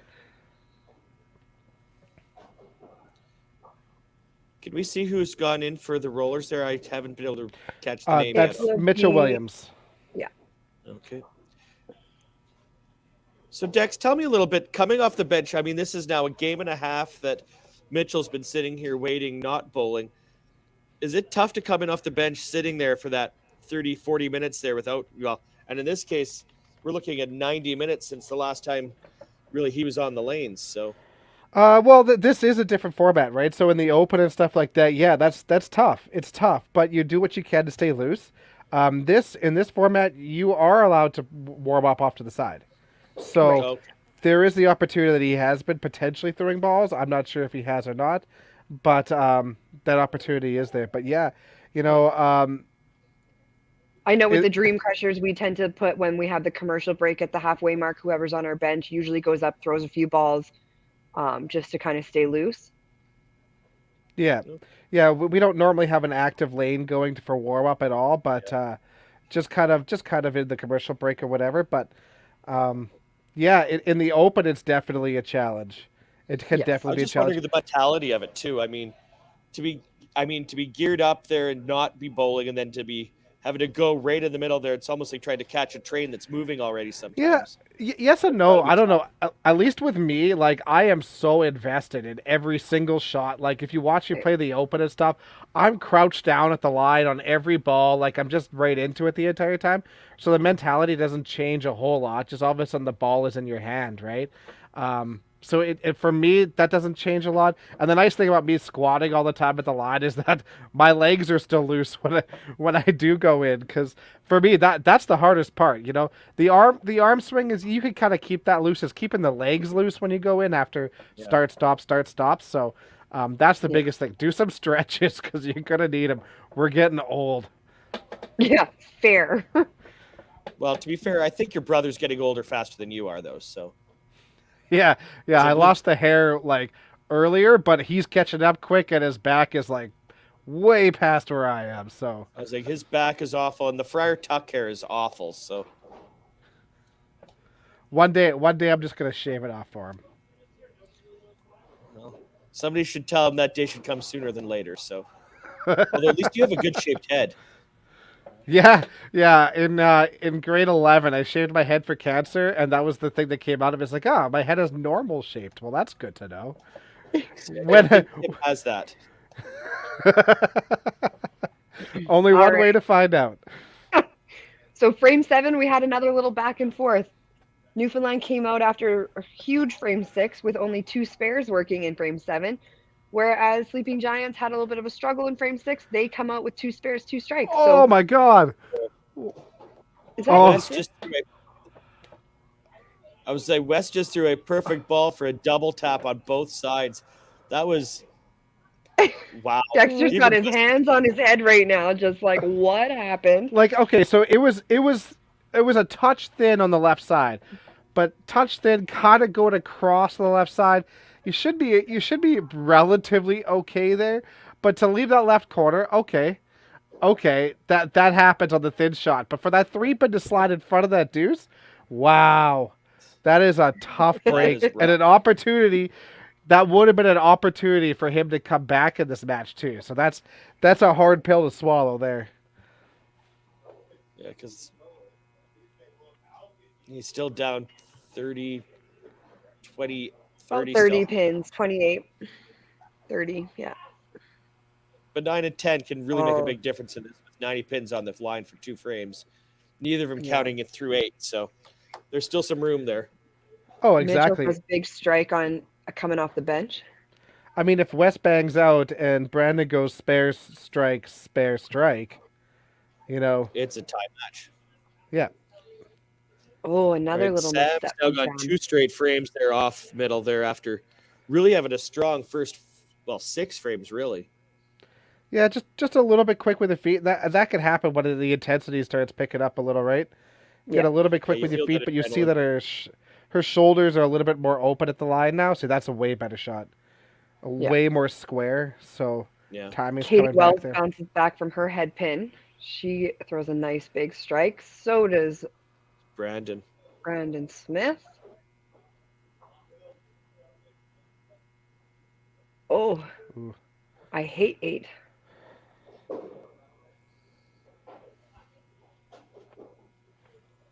So the bottom of the order for Sleeping Giants is going to want to get the momentum rolling. Rock and Rollers had another great frame. So again, just going back and forth. Struggled in 7, back in 8. Sleeping Giants had a great 7. Struggling in 8. Yeah. Yeah. Just trading back momentum in these matches here, and I mean, Yeah, they just tennis back and forth over and over.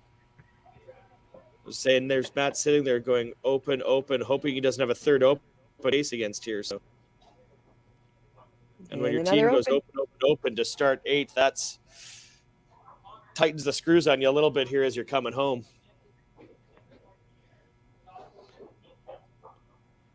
Especially when you look at the math with that fourth and match there, both of them sitting at 154 and 7. Now Matt's scoring at least in 7, but these matches are awful close from top to bottom now.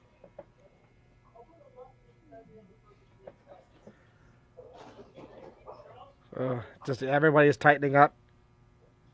Yeah. Well, until frame 9, because like then it's their turn to have a good frame again. So Exactly. Yeah, usually in match bowling, when you're at, in your regular leagues, you're switching lanes every time, so you can at least blame the difference between the lanes, but you're bowling the same lane over and over again, and just strange that all of a sudden just the mental between your ears sometimes gets to you there, and it just struggles sometimes in these off lanes. Yeah, it's so funny. You're not moving lanes, but everybody's got this. The odd lane hurt me, or the even lane hurt me, and it still happens in this format when you're playing on the same damn lane. Yeah, absolute proof it's a mental block. No, never. No, definitely not. Definitely not. It could never be a mental thing. Oh man, excellent ball from Matt there. A little thin there to leave the right corner. That's an important ball for them to really stay up in this match here, as they've got those 2 matches where they're up by this one, about 100 pins just about, if he can come through with another spare here. It's just... Yeah, so they're gonna be up 80, right? 85 or 86 in this, but, Newfoundland still has potentially another 120 points to get put on top of those strikes in this frame. So, definitely a close match. Yeah. Let's see what happens in frame 9. Well, yeah, pretty well. The top 4 are all close, and then there's down at the bottom this real difference make this point. Yeah. But the Rock and Rollers are all counting on marks, and well, now they are, as Brandon does get the strike in 9. That's an important ball for them.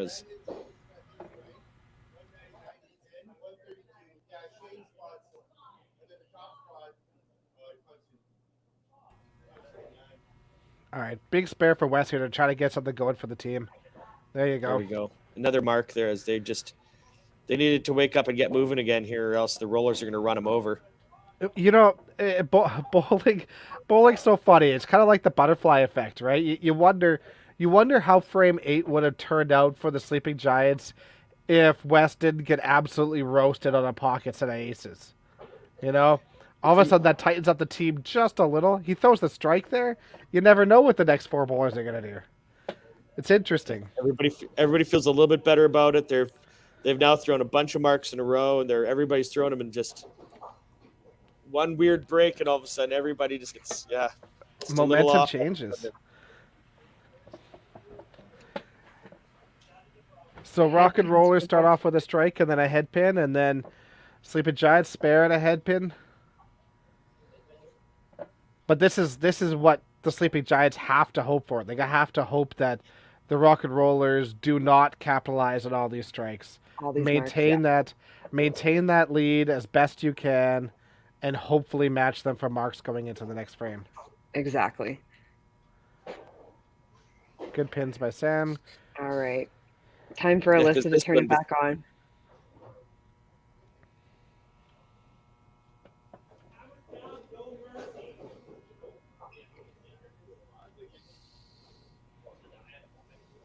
Great shot by Katie Wells there. And Alyssa matches it on her side. Good roll on that. That match is almost identical right now. Just Katie gets to count on the 8th frame in her next ball, but it's going to be an excellent finish here with that one, with only 8 pins really between them. Oof. Tough miss from both Brandon and Madden, that one. Apparently Matt was able to take the quarter pin out with his head pin, but... Yeah, a few kickbacks there. Oh, and but a a terrible fat miss miss. for Brandon. You know, despite the head pin, that's a huge break for the Sleeping Giants. I mean, obviously, if Matt would have thrown the strike there, that would have been better. But having that kind of open on the strike, that's huge. Now they're Sounds still like they're 5 pins for their match right now. yeah, I mean, and that keeps Matt in the match without having to do anything too crazy and 10 to catch it up. So exactly. And not only that, it keeps their matches now still at 50 points up overall for the team match, and they've matched marks. So Oh, and head pins for both Courtney and Both. Taylor. This is going to come down to 10th frame. It's going It to be is. so good.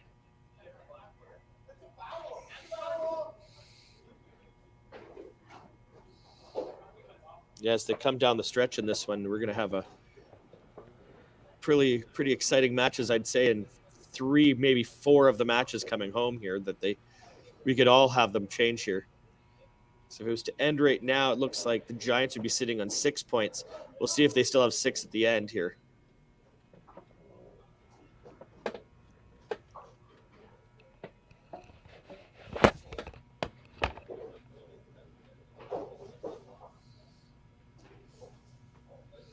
Wes looks back at the screens there to see where the scores are at.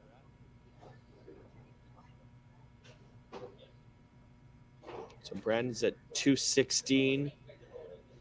Wes is at 186 coming home here.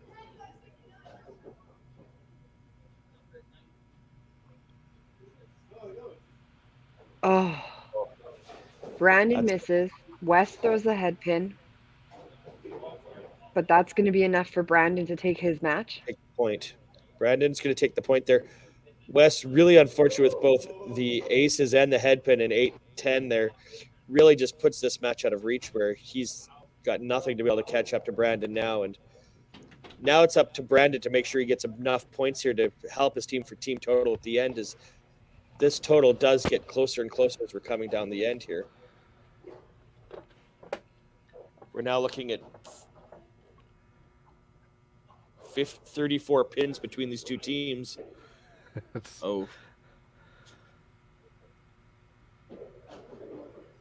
So 1029 to 1063 with 4 bowlers left on each side. Newfoundland does have the extra strike working. Well, it's basically... But they've used it now with Brandon. So.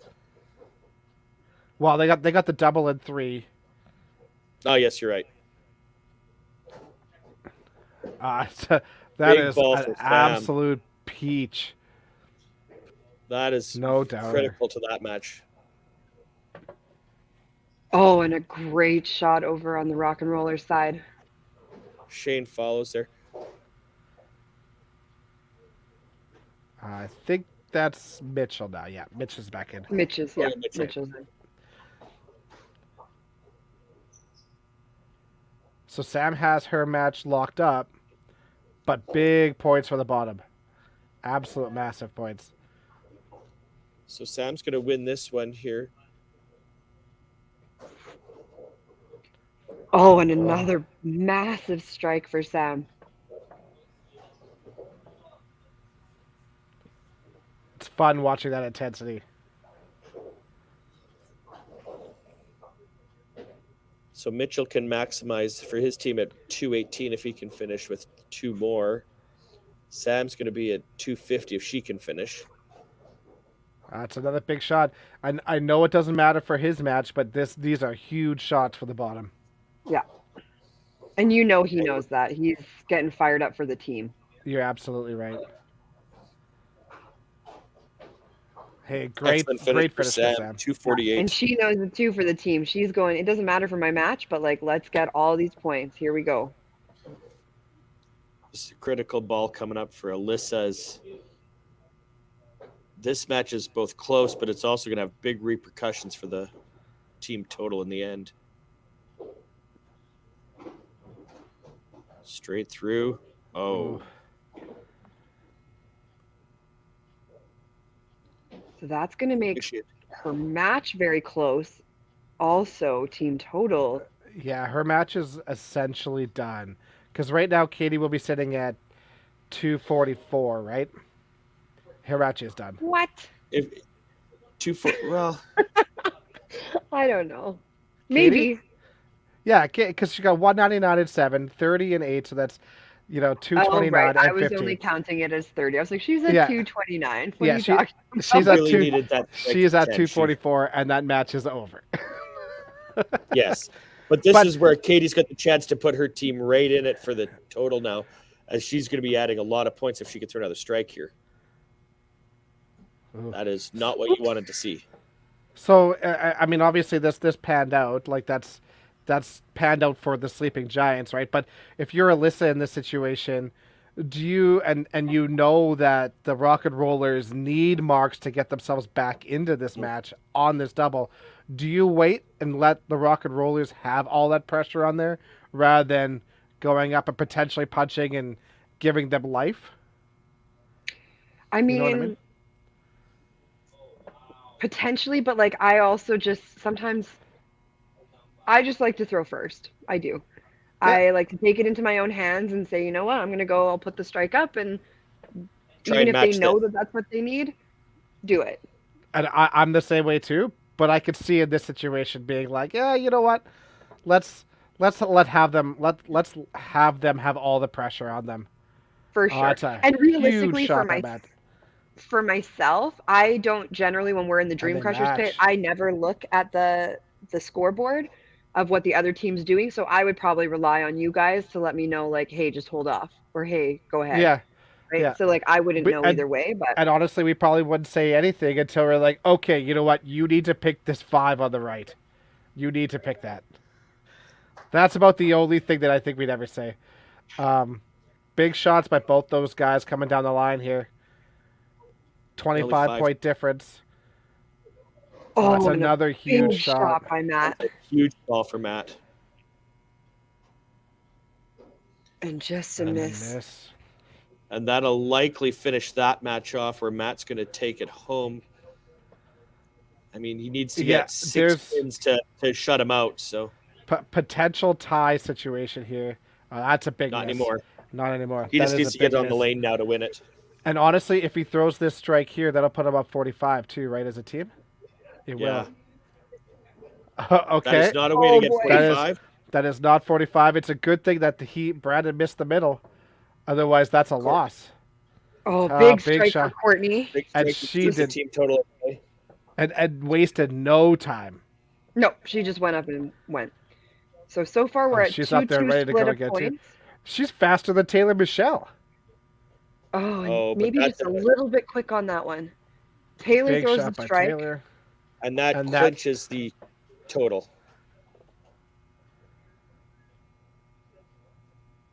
That's an important ball for the Sleeping Giants for them to take. So it's going to be a 6-2 split. Do I have that right? 6-2 split for the 6-2 Sleeping split. Giants? That's what it. 6-2. Yeah, 6-2 split. So excellent job by the Giants to come home in 10 as they were sitting with 6 points going into 10, but with a lot to be played for. And a little fortunate with a couple misses there from Katie on her 2 strikes so in 10, as well as Brandon with his 5-5 to finish there to unfortunately have that match go the other way. 11:79 to 11:49. Excellent match, though, for keeping it close all the way to the end. Wow, that one was fun to watch. That's exactly what you're looking for, right? Yeah, I like how they Some went back excitement and forth right so to many the end. times.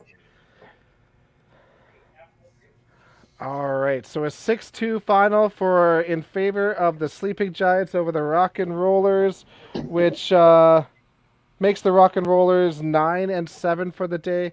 Nothing wrong with that.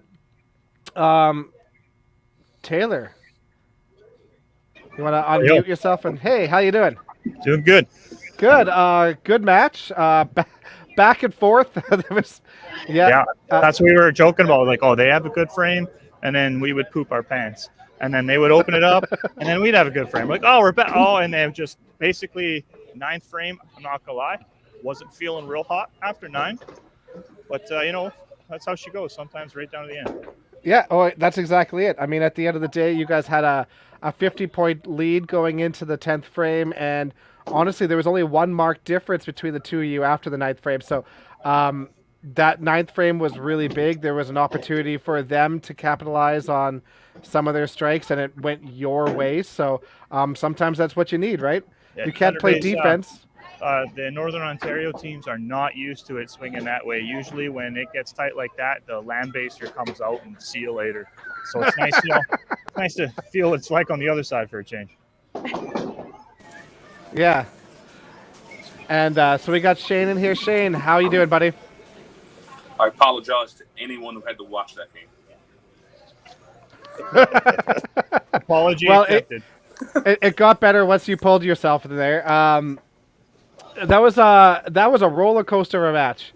It was exciting from our end because, like Taylor was saying, you guys would go up there, you would throw a huge frame, and then struggle the next, and then Taylor would go up there, the Sleeping Giants would go up and have a huge frame, and then struggle the next, and there was no clear momentum ever.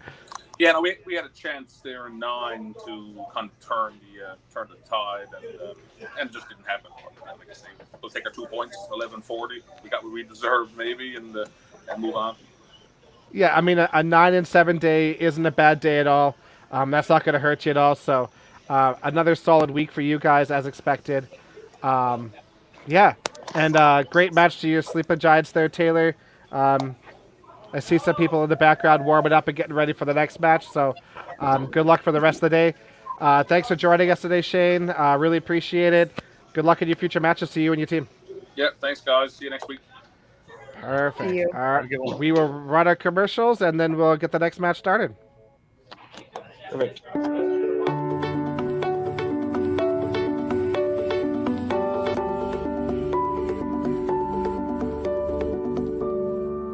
Cargill is proud to be supporting a truly Canadian sport like 5-pin bowling. We look forward to watching some great competition from many competitors and bowling centers across our country. With hundreds of locations across Canada, Cargill is committed to helping the Canadian farmer thrive. Whether it is selling commodities, getting agronomic advice, fertilizer needs, crop protection, and marketing expertise, Cargill is here to help. So please enjoy this bowling. Thank you.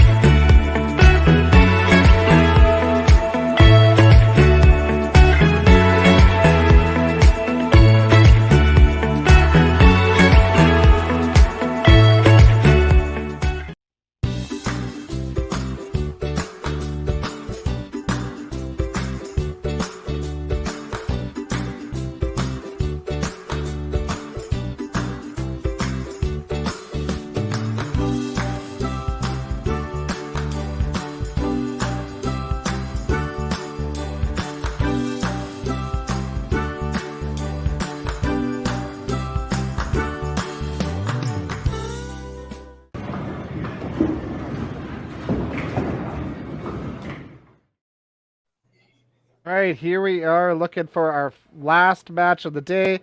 We got the Average Pros versus the Sleeping Giants. Due to technical difficulties and lack of technical skill, it looks like we already have our Average Pros manager in.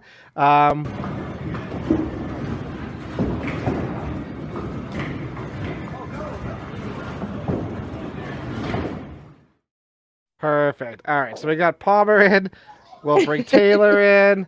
Welcome aboard. How's everybody doing? Excellent. Good. Palmer, you guys just had about an hour break there. How did things go in between? What did you guys do? How's everybody feeling? We threw a 4-on-4 match, actually, just to keep everybody loose. Oh, awesome. So, and, the bar was open, so that always helps. That's right. Yeah. it helps when you have an employee working for you that can just be like, or bowling for you. So be like, okay, we are open and ready for you guys. Awesome. So average pros, you guys are the away team this time. So, what's your lineup looking for? Like, We're going with Henry, then Brittany, Sue, Scott, then George, Katie and Charles on the bench, and Mark sitting this game. okay, awesome. Taylor, are you making any changes, or what's your lineup looking like? We're doing a little rotation. We got Koke and I still up at top. Sam 2, Alyssa 3, Kyle 4, myself 5. We got Dan and Johnny on the bench, and Macho's double bench. Okay, awesome. Well, final match for the home hardware division. Good luck to both of you. Hopefully, it's as exciting as our last match was. Good luck to bowling. Good luck, Taylor. Good luck, guys. Play well. Perfect. Bringing them all up here. All right, all set and ready to go. We'll go over lineups. So average pros, Robert, if you want to do those ones. All right, on the average pros, we got Henry Schutz and Jordan Schutz, the two Schutz twins. Of course, one's the dad, one's the son. We got Mark Doss and Charles Hahn, Scott Rice, Katie Hicks, Brittany Lacusta. I believe I said it wrong earlier. I have to apologize to her twice. She's still probably going to say I said it wrong again. And Sue Vandersloos, and of course the manager's Palmer Hagen. It amazes me that Vandersloos is the one you can get right. As you live in the Ukrainian heartland here, you get used to some of those more creative names with a lot of the extra consonants in them. That's right. All right, over on the Sleeping Giants, we've got Matt and Dan, Wes, Sam. I'm not doing last names. You chicken shit. Try it again. I want last names. Come on.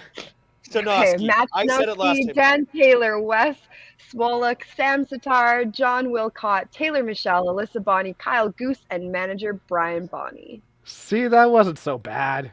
I got way more than 2 out of 9. Way more. Oh, I am throwing at the middle, so. All right. Lineups are in. Bowlers are out. We're all set and ready to go. So for those of you who are watching our feed and leaving the other one, over on our other feed, Pinslayers won the first match 6-2 over, I don't know who they're playing. Do we know? Pinslayers won the first match 6-2 over the Mad Hatters, and in match 3, the Mad Hatters came out 5-3 over the Venom. So that's what's happening over on our Cargill division. So we'll keep you posted if we hear anything on the third match. But so Mad Hatters beat the Venom, eh? Mad Hatters beat the Venom 5-3. I don't have team totals or anything like that, but yeah. Giants have come out aggressive here again with 2 strikes right off the start. You know, that shot by Sam is so good. Just absolutely buried in the left pocket right away. And she still almost got burnt on it. You could see how he hit the backside of that 2-pin and fell forward. Crazy. That was a really good shot. Great shot by Henry to start up. Now we got Brittany coming in there after not playing in the first match. Or Brittany, as I like to call her, has 2 E's in there. Makes you wonder why she wasn't playing earlier. That was an excellent ball out of Brittany. Blame Palmer. That's how they have to. All right, so nothing but strikes so far. Oh, this is fun. And the trend continues. Sue throws one left side, though. We get the first opportunity to make a spare for the match now. And see if Taylor can make this a star frame for his team. Wow.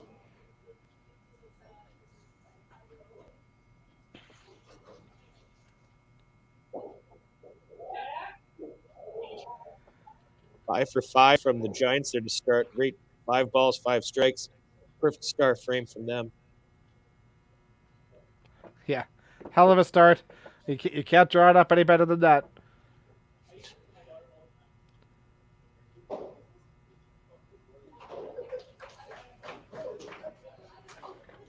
And Sue starts with a 12, and now they go to the bottom of the pros lineup with Scott Rice. Still lots of opportunity to make this a really good frame for the team. Oh, certainly. You've still got a chance to go 4 out of 5.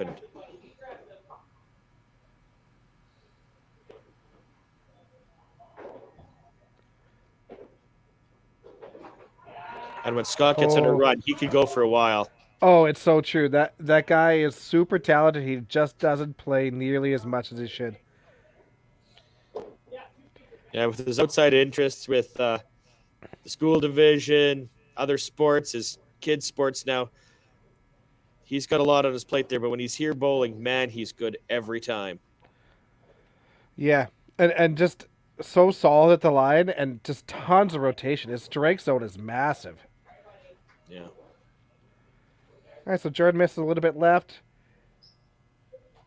Probably got a decent break there carrying the 2-pin with it. He could have, that looked like it had potential in carrying out that 3-pin. So come back, make that 5 spare, move on, and that's a solid start for their team. Excellent start for them as well.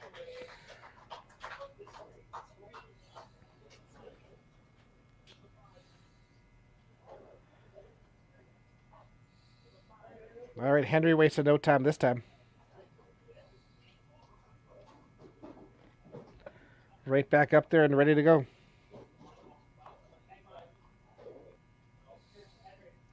All right. Similarly with Wes right on the lane.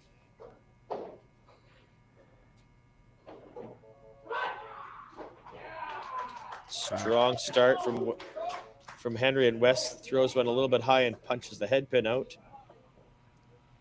I always find at the start of games, it's always tough to get through that second, third frame there without having a head pin. So true. And that, you know what, it's I almost thought that second frame is more important than the first frame.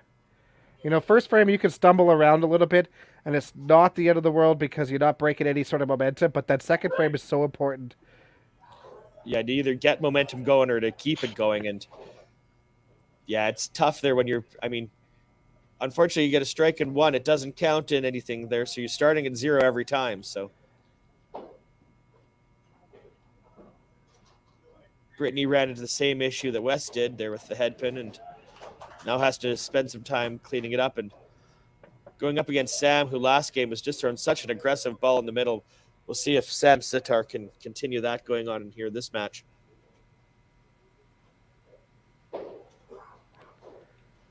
Yeah. You can just see there. Yeah, you can see it. It's just when she's just a hair quick. Her shoulder goes the other direction. Her shoulder drops a little bit more. It kind of tucks her arm in on and under, and it's going to go left every time. Yeah, she has to snap her arm through. Yeah. In my game, I know exactly what she's doing. It's very similar. All right. All right, so big shot here for Sue.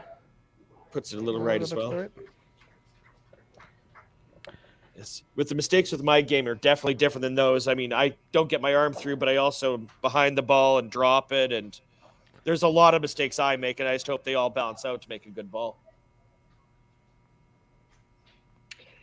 It's nice, though, when all the mistakes line up all at once, and then you end up having a really good shot. Oh, how did that not fall for Sue? She hit that pin hard, and it didn't fall for her. And you can just hear the reaction of the average pros behind her going, what? How did that not go? Alyssa punches out the middle on her second shot. Honestly, it's just a terrible house. Yeah, blame Sherwood Bowl. Well, I blame whoever's setting the lanes up, but I think we know who does that, so it's Tim. It's Tim. Yeah. yeah. When in doubt, blame Tim. When in doubt, always blame Tim. All right, so a big start for both teams in frame 1 and frame 2, both kind of struggling to come out, but that double up top for Henry is looking real big right now. That's looking pretty important, that's for sure. Oh, and Scott just can't carry the corner pin. You were talking about his large strike zone, and then he somehow can't get the strike. Can't get the strike afterwards, but automatic. That quarter pin practice seems to have paid off a little bit for Scott after the last game, because I know those 2 missed corner pins cost him in the first match of the day for them. Yeah. The 3 misses in the second half of the game. Yeah. Kyle goes up. He throws the 5. Can't get the push on the corner. It's always Good frustrating. clean to get to 33.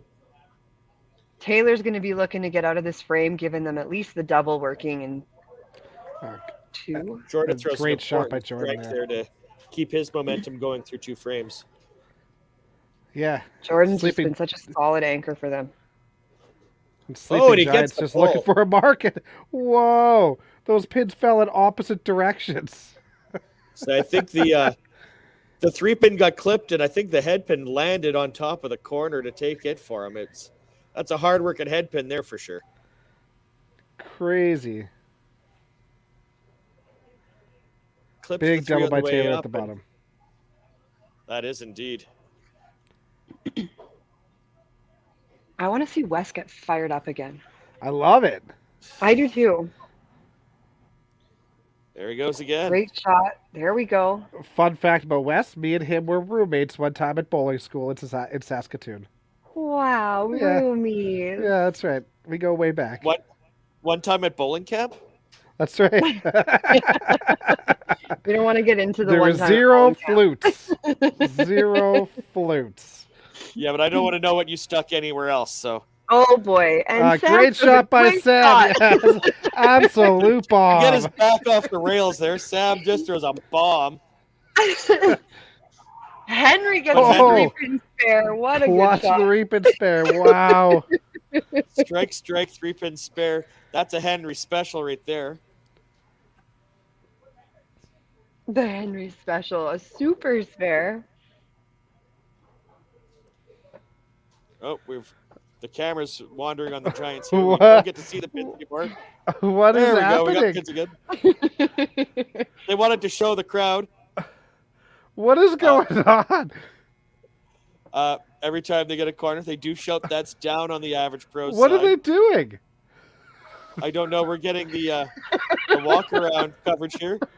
I think she threw the spare because they're celebrating, but we What? don't get to see what actually is happening.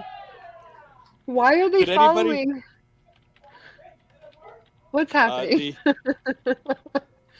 We will need some technical assistance for the Sleeping Giants as we are seeing the Things old are school monitors on about lane Going off 5 the and 6. rails. Well, let's watch Sue Sue at up least on here. the lane. We'll cheer for Sue Brittany on this throws ball. here. her spare. Oh, Sue gets the split. She's going to be... Kyle threw a strike. We'll never know what happened, but we can see what's going on with the Pepsi score What? clock. Oh, Empty chair. This is more entertaining now just to see where this is going.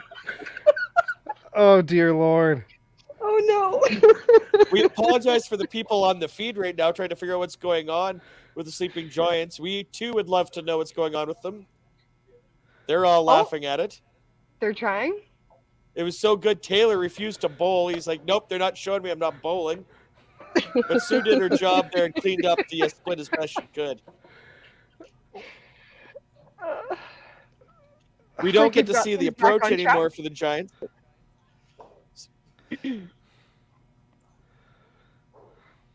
Let's see how Scott Rice can do here. They had a couple too many drinks in the break, I think. All right, Scott. I don't even know. I'm like at a loss now. Scott Scott Rice throws a with, great shot. with a wiggle in corner and no fall again. Average Let's pros are still saying say that's that's down. down. That's down. Unfortunately, they may be saying it's down, but the score says it's not. So, guess we'll have to stick. I just with like that to for point now. out that Scott was doing great with his strikes until Robert Parks made comments about how wide his strike zone is, and since then cannot carry the left corner pin. That I might would have like been to me, say- but I That may have been Dexter, but I take the blame. I don't know who it as a was. I was As a peeing small at the town time. politician, so- I'm fair enough. As a small town politician, I'm good at taking the blame for things I didn't do, as well as the credit for things I didn't do as well. in all fairness, we're not that small of a town. Not Yeah, anymore. No, we're not. We're the world's largest 100,000 hamlet, people. though, guys. We are indeed 100,000 people in Strathcona County now, and the world's largest hamlet. That's right. Sherwood Google Park, a subdivision that got out of hand, and we're never going to incorporate. All right, big shot Excellent for ball, Jordan. He there. got the double in 3. We're looking at the top. Wes is looking to get his double. Henry's looking to get back from that 3-pin. He wants to get back on the strikes. We've got Taylor Michelle already apologizing for the camera issues there, and unfortunately he had to be distracted a little bit and threw a head pin in 3 himself. So clearly, having to chase this camera around was not a help. Henry, We went on a little Henry's tour lucky. of the center. We just wanted to show off what a fantastic center they're bowling out of. Really highlight the lanes. That's right. Henry's lucky to have taken a 5 there in that ball. He was just Oh, about Wes on the 2-pin. there. Henry Great makes an serve for important Great spare half there. by Henry. Marks Takes on a marks. lead That's all here. you can ask for. That's right.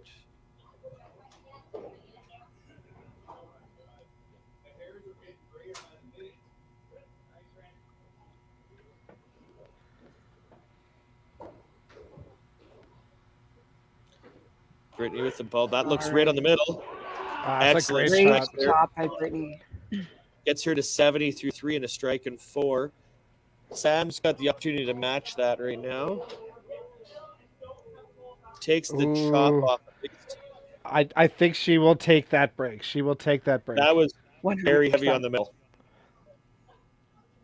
It's now important for Sue here to get going as she's had a slow start. Puts it She to the left misses again. enough. Last frame, I believe, or like the last see time she Palmer missed, she coming was up off here. to the right, giving her a little word of encouragement. Yeah, because you know Palmer doesn't want to go to the bench this early in the match here. No. And I think he wants to keep those players going with like keeping their confidence up. I know Sue puts a lot of pressure on herself. She really wants to like perform well for the team. And she's been playing really well all year too. She's been So playing so well. Yeah. So just give Yeah, her she an moved up opportunity. to the 'Cause- B division there. yeah, and it's a different format. It's a tough format. It's a lot of pressure on you. But the only way to get better at it is to be in that situation. So if she's constantly getting pulled, that's not really giving her an opportunity to actually, get her feet wet and comfortable in this. And you kind of want her to have that opportunity just so that, down the road, it's going to be easier for her and she won't struggle the way she is right now. Good push by Alyssa, Alyssa excellent there. spare there.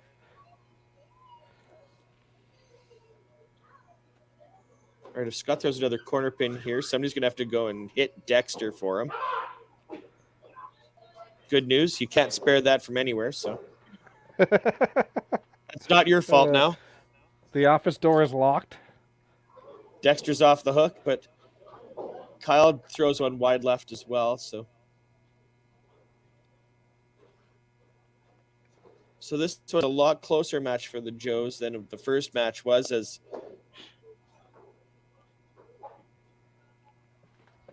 they really did get beaten up on a little bit there in that first match of the day. Yeah.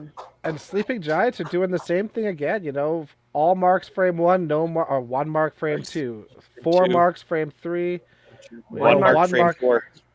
Yeah, it's really hard to build momentum like that. Luckily, they had a couple of frames together at the start of last game that built them a little bit of a lead, but you can't keep playing this momentum game and expect to win matches. And a huge Jordan ball throws by a great Jordan shot. to go 3 in a row. Pushes a lead out to 75 after 2 compared to 60. And now with 2 opens from Taylor, it's looking like he's going to have a chance to stretch out a pretty big lead there going into the halfway point for the average pros.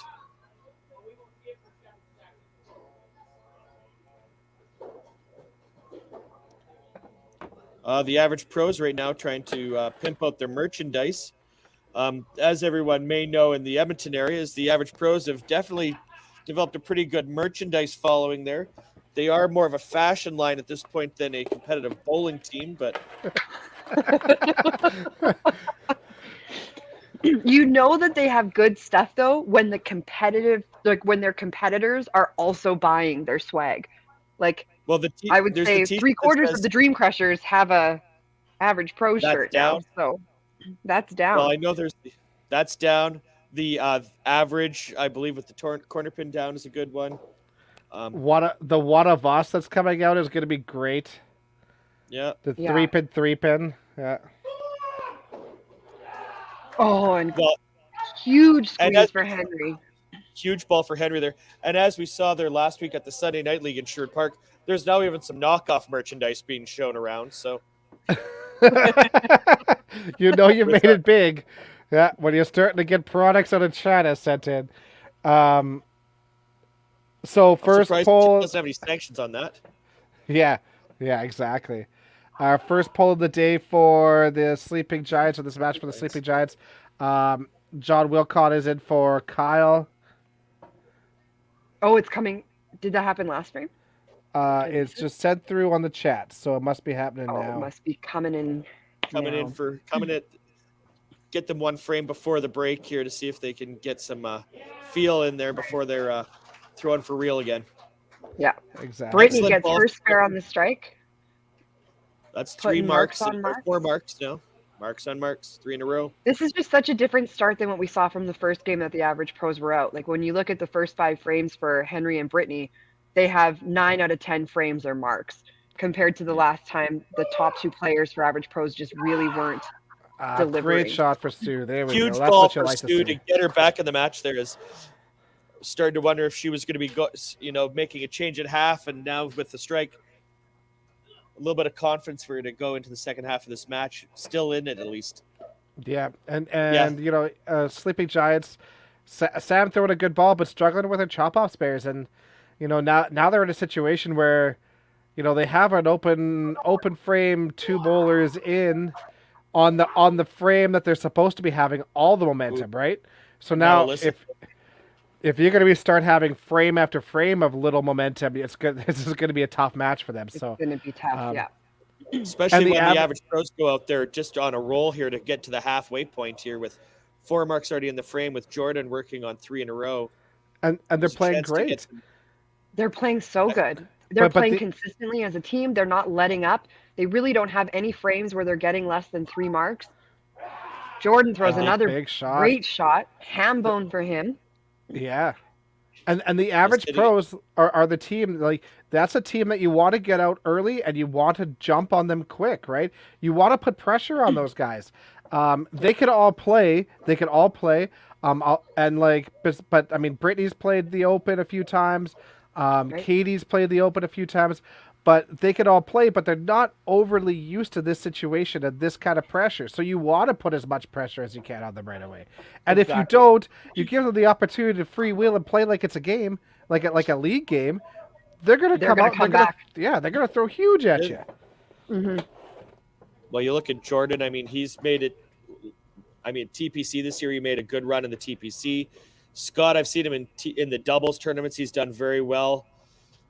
Youth bowling, YBC, well back in the day now for him. He used to be very competitive at all levels.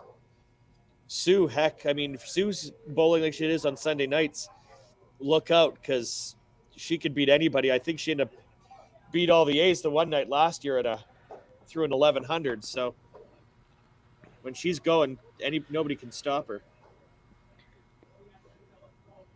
All right, big shot by Taylor at the end there to get some momentum going into the corner break. Perfect. All right, and a huge frame for the average pros. The last 3 frames are nothing less than 4 marks a frame, and they're going with 5 into the commercial break. So, great start for them. We'll run on commercials, and we'll be back in 2.5 minutes.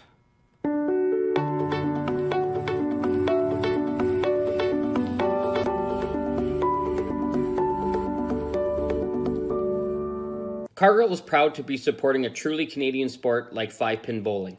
We look forward to watching some great competition from many competitors and bowling centers across our country. With hundreds of locations across Canada, Cargill is committed to helping the Canadian farmer thrive. Whether it is selling commodities, getting agronomic advice, fertilizer needs, crop protection, and marketing expertise, Cargill is here to help. So please enjoy this bowling. Thank you.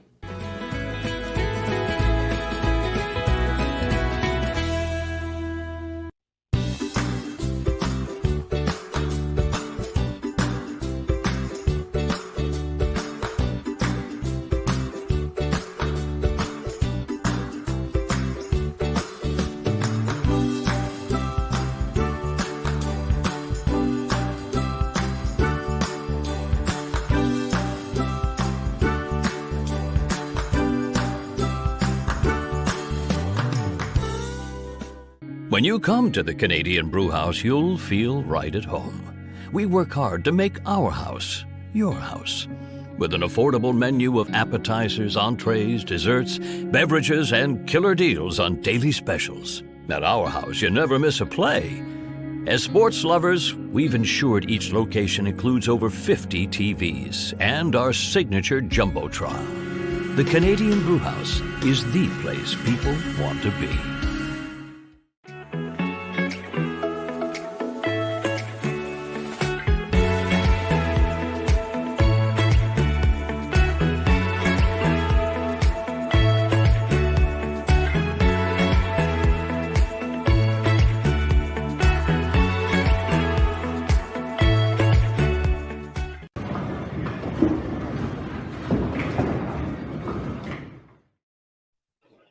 Ba, ba, ba, ba, ba, ba, ba, ba, ba. Oh, hey, we're back. All right, we're ready to go now that we've been serenaded by Robert Parks over here. Thank you very much for that. As long as I'm not singing any Amy Winehouse, I think we're doing fine. Yeah, that's right. That's right. Oh, we've we've got got some little average a kids pros. breaks. Yeah, there we go. Yeah. So, kids in today, so watch them bowl. while we have a bit of a lull here in the match at the start of this second break, big congratulations to Katie Rader on her big tournament win yesterday here in Edmonton. What wins the tournament by 1 point. Top player in the event. Congratulations. Is there anything you want to tell your fans? Yeah, I mean, it was a grind the whole way through. We had a 4-player team, myself and Jeremy Harris-Simchuk, with a couple of our Pro League top fans, Nick Savanto and Danica Young. We played well as a team over at Plaza Bowl in Edmonton. It was a grind the whole way. Can you elaborate a little bit on the format of this tournament? It was definitely a sport and social club fun tournament with non-bowlers playing. So our win by 1 was not super impressive when we had 2 bowlers on our team. But we came out and we won the t-shirt. So game That's on. all that matters. A win is a win. A win is a win. Came down to the last ball. Jeremy Excellent had ball to throw by. a spare. And yeah. Well, Probably the highlight of my bowling career right here. Winning the Edmonton Sport and Social Club Holiday Fun Bowl. So it doesn't get more big time than this. Excellent. To get back to bowling that's on the lanes right now for a second there, Sam threw an excellent ball for another strike. She finally got back off of that chop-off run there to get back with the X's. You could tell that there was a little bit of break in between, too, because her footwork wasn't as solid, but she fell over at the line, and honestly, that's usually money. You fall over at the line, your shoulders square up, and your follow-through goes through straight. So just absolute rocket to the right pocket. Well, as I've said on more than one occasion, if I can make all my mistakes even out, there'll be a good ball in there somewhere. True. All right. Sometimes so all the Sleeping mistakes Giants just work together. Yep. Sleepy Giants' ace? second set of aces today, but this one was Fantastic far ball more out of Sue. deserved. A double Wow. bagger for the average pros. A double bagger. A double bagger. When Sue starts rolling, everybody's in trouble because she just throws such a good ball on the middle there. To steal that, a Dexter is a very big strike zone for her, and if she can hit the side of the middle there, she's going to get strikes out of it.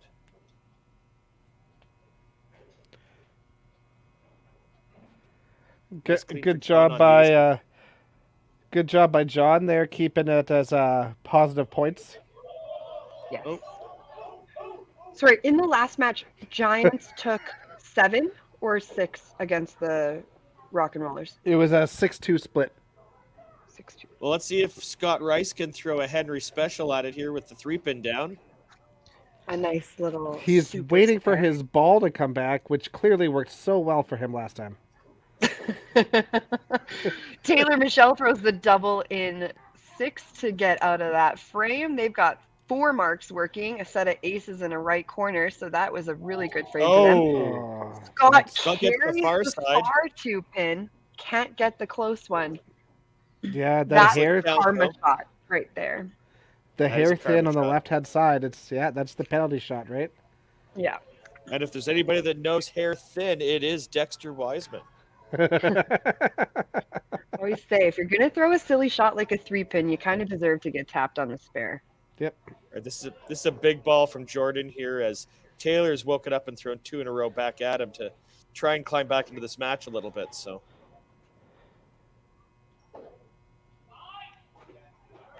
Chop off for Jordan.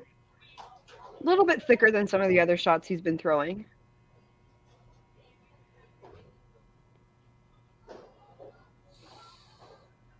Yeah, big spare here just to try to keep the momentum for the team going, but great start for Jordan, obviously.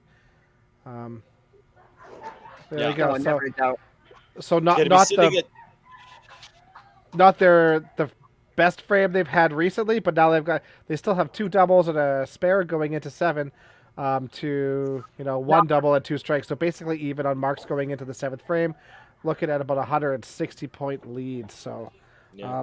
And when your anchor's sitting with 205 through 6, and you're winning in 4 of the 5 matches right now, you're feeling pretty good about yourselves. And the one that you're still behind in is where Sue's got 2 in a row. So yeah, and this is where you just kind of remind yourself that you can relax and just sweet freewheel. relief for Wes. You don't need to pressure yourself up on these shots, right? Now that they're up 160, it's the sleeping giant's job to pressure up a little. Back. These guys don't have to. They just have to throw balls, not worry about it, just go up and freewheel. Exactly. Well, Wes, after being on the middle all game, finally gets a strike out of it. You can see the sweet relief when he finally got one to follow all the pins. So good. The hands went up, the fist pumps happening. Pumps up and.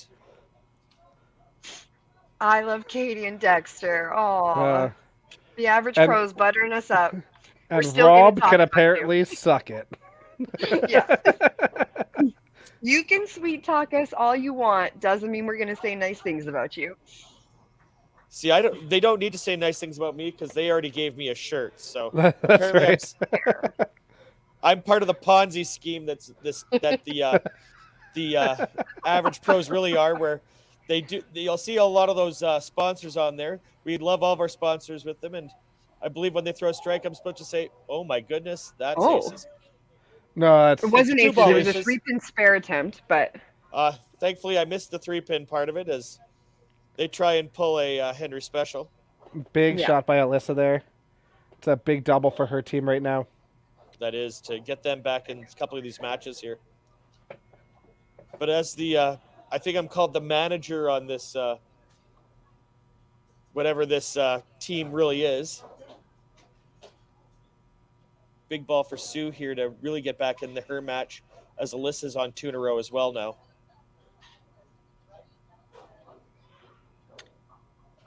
Sue's looking to capitalize here.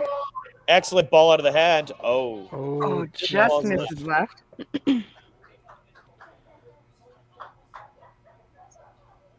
okay. Those 2 strikes have, I think, helped her confidence a little. Big shot by Taylor there. Good shot. Lots of fingers on it. Definitely came in a little bit heavy, but good count on his double there. Needs to make sure the spare. Excellent. Sue gets the spare. She kind of fell over a little bit, but like we said, sometimes those fall over shots are just what you need. That keeps her match really close with Alyssa as well. Bradley Titcat has made a career of that shot. The fall out of your shot and throw a garbage-looking ball. Yeah. Total buddy. I always love playing him when he throws like that and then beats me, and I'm like, that was garbage. But and I make sure to tell him. All right, so the average pros are starting to miss the middle a little bit here, but again, just tightening up, and they just don't need to. You don't need to tighten up. You've got 100-some leads. Just go up there, throw the ball. Scott hasn't found the middle yet since that commercial break, but and another miss. Yikes.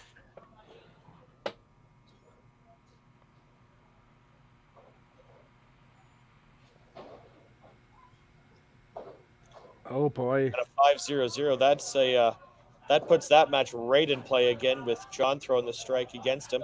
136-24. That match is pretty well even again. Yep. Definitely not the frame that Scott was looking for.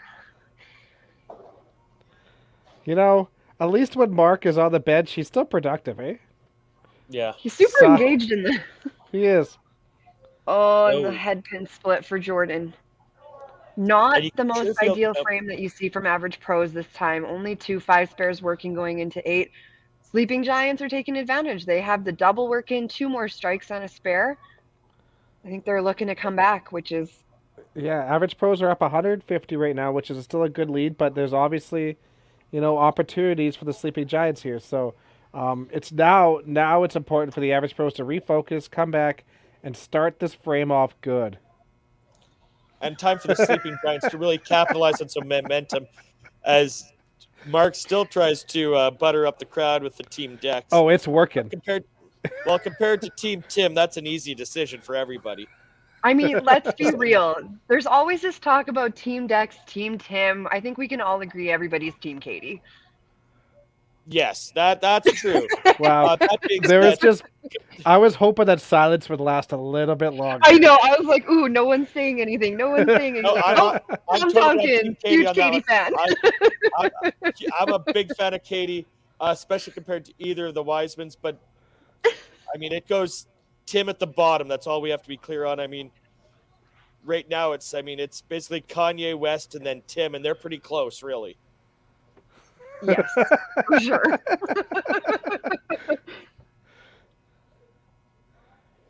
All right, right, good shot by yeah. West, and tons of intensity coming off the lane there too. Yeah, a lot So of again- momentum right now for the Giants. Yeah, you see it building up, and average pros need to take a deep breath, relax, and come back. Oh, a miss for Henry on his spare attempt. Yeah, they did. The Sam pros throws right her now just strike. need somebody to come in there and throw a strike and get the team up again, because you can just feel the lull coming right now from the group. So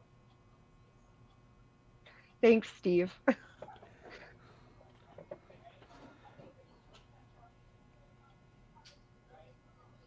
Oh, she throws one right pocket, doesn't carry the right corner. She was hoping for it. Great count on that double, though.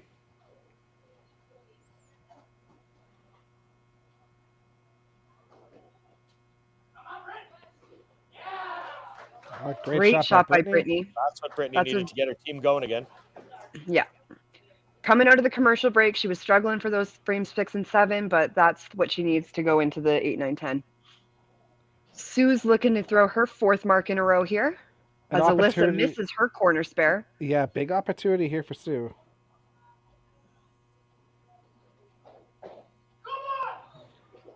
Bomb from Sue, left corner. What a great count from Sue.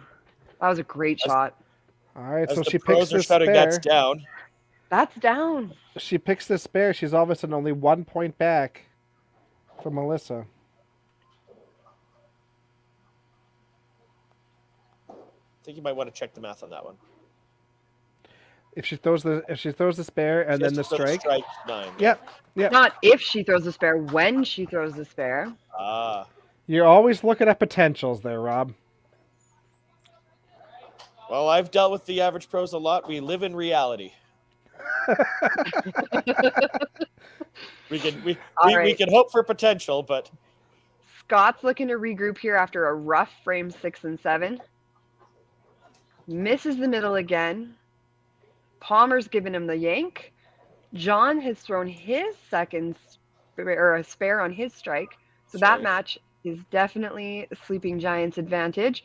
Taylor Michelle gets another strike on his spare. smart time to put in Katie here. She'd been bowling really well in the first game for them and was all over Yeah. the middle all game. Wasn't making her spares for a little while there. Honestly, a little bit surprised by the last couple frames here for Scott, and I think it's the right call by Palmer. 8th frame is a late time to make that pull, and honestly, after 4 frames, you wouldn't think that Scott would be pulled at all, or 5th frame, Right. you wouldn't think it at all. But 3-10-5-5 is Not That's a tough. great 3 frame. all of a Yeah, sudden you- that momentum is just kind of gone, and And when so- that match is so close, you're like, you got to make the pull. I would have Yeah. done the same thing. yeah, I totally agree. It's not often you make a pull in the 8th frame, but this would be one of those situations where I would 100% agree. Yeah, it just looks Especially like when they you have lost the such great timing. talent on your bench. Like when you have Katie Hicks sitting on your bench, why not utilize that? Totally. Jordan just a little bit quick there. Yeah, the average pros have now already dropped 100 pins of their lead over the last 3 frames here. Yeah, exactly. So now all of a sudden their lead is 80. You know, They were at 190 at one point. So, and momentum is still in favor of the Sleeping Giants, so they're picking away at it. The average pros need a good 9th frame.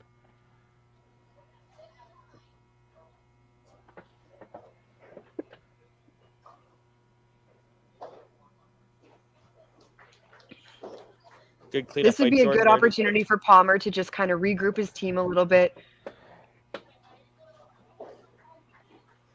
Get a chance for them to refocus and see if they can finish strong here, as there's still a lot of points for them to be had here. For sure. And they're still up in a lot of matches, so no need to play tight now. They just got to keep loose and play their game. Just go out and be who the average pros are, right? Be fun-loving, lots of laughing. Like that's what they need. They need to be out there just loving life. Oh, West takes a 12 there. Excellent ball from West there. Just ended up coming a little high and took a 12.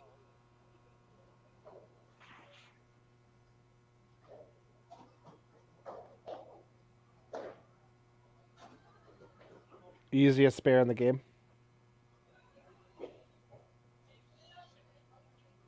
Yeah, Henry's just looking like he's tried real hard out there. Yeah, he's pulling his hair out there a bit.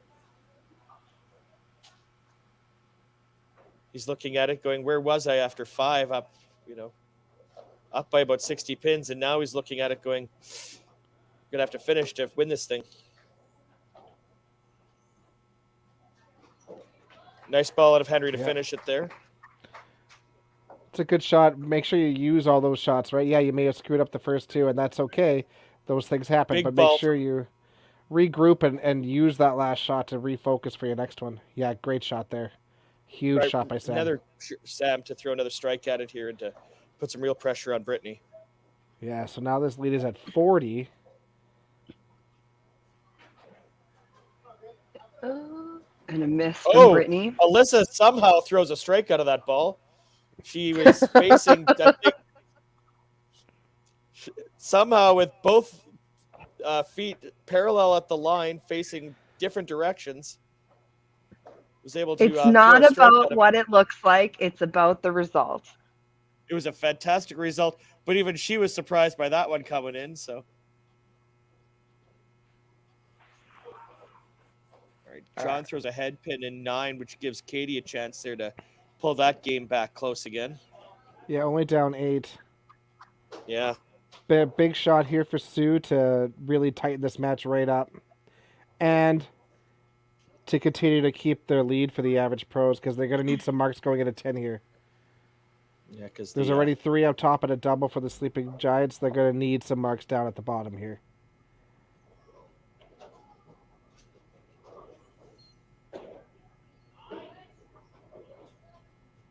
Misses right. That's okay.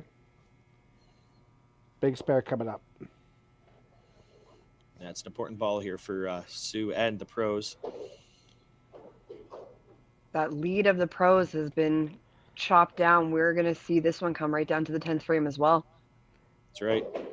That's inside. That's going to only take the 2. Oh, got the 3 with it. But this is again. This is what I mean. Video right? on a potato. Yeah, I keep refreshing it, but yeah, they just have to stay within themselves and just throw their ball. You can tell that they're starting to feel the pressure right now, and that's just not who they are. They're fun-loving people. Just go out there and have fun. You can even just see it in their body language right now when they're coming on and off the lane. They're getting quiet. They're getting tight. They're getting just not playing quite as smooth as we saw at the beginning of the game, where they came out and were really just having a good time with it. Good shot by Katie. Taylor misses his spare, so he had a 7 on his first ball. Oh, I didn't see the first ball. I was adjusting. It's fine. Oops. Okay, so big spare here by Katie. Veteran comes He gets in. a half. 2 great shots coming in off the bench. And now looking at Puts Jordan back to in throw control of the match. a mark here and keep some momentum at the bottom there to cover up the marks on the top for the Sleeping Giants. So right now with a 42-point lead, the average pros have with a player to go in this frame yet. Big shot here.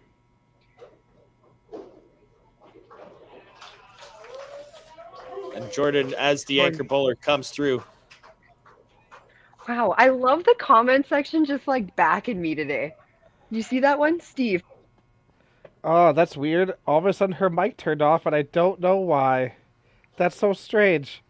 And That's okay. We'll be unfortunate. fine without it, right? So back to this match. Wow. What happened? What happened there? So weird. We lost Katie. Technical difficulties. Technical difficulties. Everybody look at the comments. All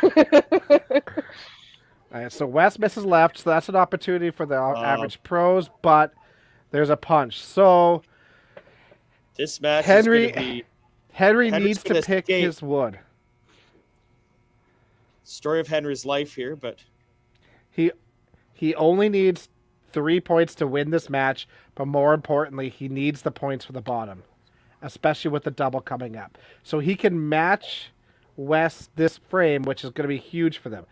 With a 40 or a 50-point lead going into this final frame, they just have to match the Sleeping Giants. yeah. All right. Now for the Giants, this is a huge ball for Sam here, as she was a little bit behind. And this, she's going to need some points here to really come back now.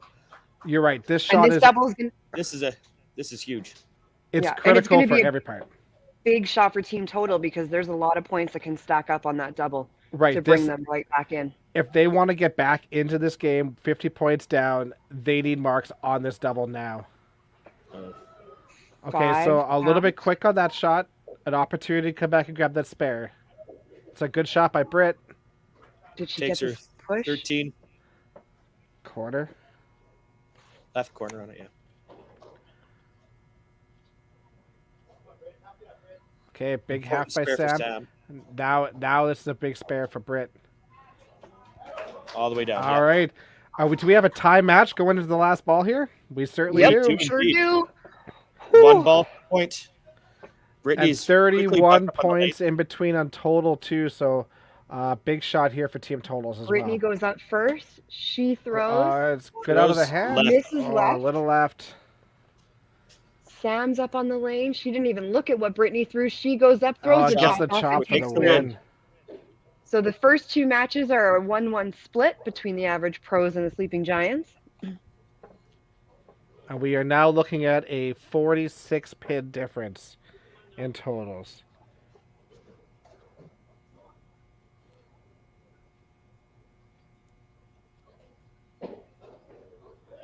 Nice push.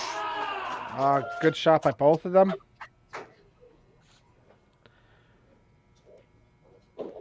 The double was huge for Alyssa there to put her in really good position to put this one away now. Yeah, for sure. So this match is essentially over between the two of them, minus like a 2-pin through the hole. 2-pin through the hole is the only real way that doesn't work out for them. But puts team total right back in play now. Huge for We're team looking total. at 1064, 1053. I mean, crazy. Yeah. So like if Alyssa throws another ball, then they're or another strike, they're exactly tied basically. Sue misses. She's going to be looking for the spare. Get hers up to 213. Alyssa's taking her time. I don't know. Is she waiting for a ball or? I think there's a ball or a pin tangle. tangle on that. And Excellent great spare shot for by Sue Sue there. to get all the pins she can.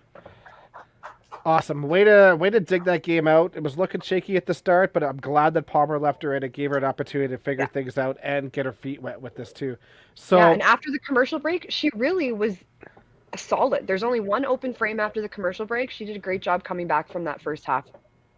So with the other side having the delay here, Dex, would you be holding your bowler back right now rather than having her going up there and giving them something to shoot at, especially with this match being so close between Katie now and John? Honestly, I think for the average pros, I think this is the right choice. This I is was an gonna say the opportunity. same thing.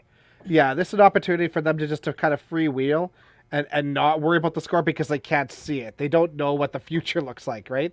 So just go ahead, go out there, throw marks. And a big pushover for Katie to get that spare. That was a my huge God. shot. And now that match looks It's- like a potential it's tie tied. too, depending on the next shot too, right? Yeah.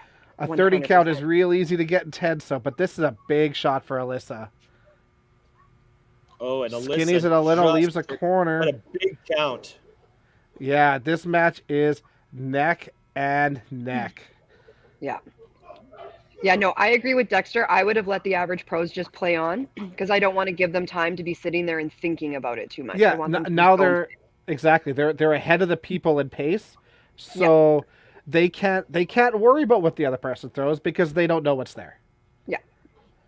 And I think that's when they're going to come out the strongest is when they're So- just going. Now they're up 30, so oh man, Yikes. So close here. All right. Oh, and a Jordan big throws a huge shot by massive Jordan. strike in 10. Double bagger for him. That's a big double bagger. That's a big double bagger. John, he throws his strike. So he needs a spare here to be even with them going into 10, but even's no longer good. Even's no But he longer good. But now that Jordan threw that strike, he needs the double for Taylor to have a chance. But also for him, if he can get more than 10, he will win the match now as well to pick up the extra point for the Giants. Absolutely. And that'll be enough to win that match. That's their third match. He throws the corner spare, so he has enough to win his match. But 54 max is out. Yeah. Jordan so gets the spare. Yeah. 11. What a great day for Jordan. A 600 double for his 2 games today. The pros did hold on and are going to hold on for the total here. Yeah, 11:54 will be the max for the Sleeping Giants, so the average pros will win this match. So clearly they should be giving Jordan the sombrero again on the team. And so that'll be a 5-3 split? Yes, 5-3. 5-3 split. Yeah, the 2 shoots boys won their matches, and the 3 in the middle went the other way.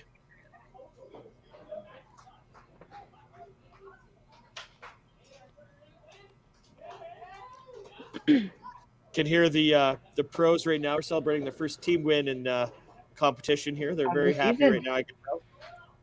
It probably took them a little bit of time to figure out that math. They may have heard me say it, so I think they finally figured it out when I said it. They can hear me from about 10 feet away right now. So 11:64 to 11:39, right? 11:39, 5-3 split. Yeah, the last 2 matches were really close all the way through. What a roller coaster! Yeah. What a roller coaster! That was a great match. Yeah. Winning with 1160s isn't going to happen often in this, but that's the nature of this, right? You start and you start putting pressure on people, and that's what happens. Hey Taylor, how's it going, man? Oh, it's going. Good. Another roller coaster of a match. Yeah. Everybody just didn't want to run away with it. Yeah, just momentum swings here and there. You were down almost 200 points at one point, and then it was looking like you guys were going to have almost a lead going into 10. So you guys worked your way all the way back, but big 10th frame there by the average pros. Yeah, a couple extra dings we had there on runs, which I was hoping was going to be the clincher to not be 200 down in 7, but yeah, that's how she goes. You win some, you lose some. Yeah, that's the way bowling goes for sure. Palmer, how's everybody feeling over there? Oh, we're pretty jacked up right now, actually. The bar tab could get pretty expensive here pretty quick, but no, we're pretty The excited. celebration's just going to continue all day. Well, we tried to give it away. Like, it was just a roller coaster, just like from Sleeping Giants. Yeah, you guys got quiet there all of a sudden. It just you can see everybody just getting a little tight. Yeah, Thankfully, that's. you had Jordan at the bottom of the lineup. Yeah, if we didn't have Jordan, we would have had big problems here. But you know what? You made. I think you made some really good calls in this match. You left Sue in, which I think was like really important for herself. I think, and it paid dividends down the line for you guys. When Alyssa got her tangle there in 10, you just let them go, and I think that was a good move as well for you guys. Yeah. You don't have to worry about what Taylor's doing. Making the pull in 8 was also a great move. Yeah. Yeah. So, it was tough. I need to leave Sue in there just for some confidence. We're not used to throwing in this environment, so just trying to leave him for that is, I think we need to do that every once in a while. Yeah, I totally agree. Great match. Congratulations on your first win. Taylor, good day for you guys. 1-1. That's not a bad day at all, right?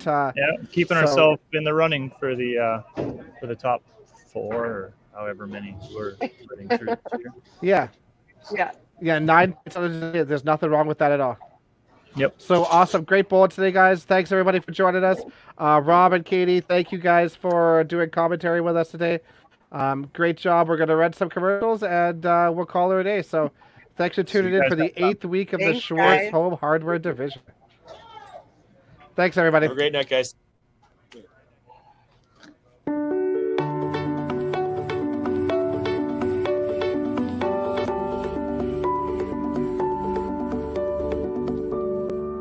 Cargill is proud to be supporting a truly Canadian sport like 5-pin bowling.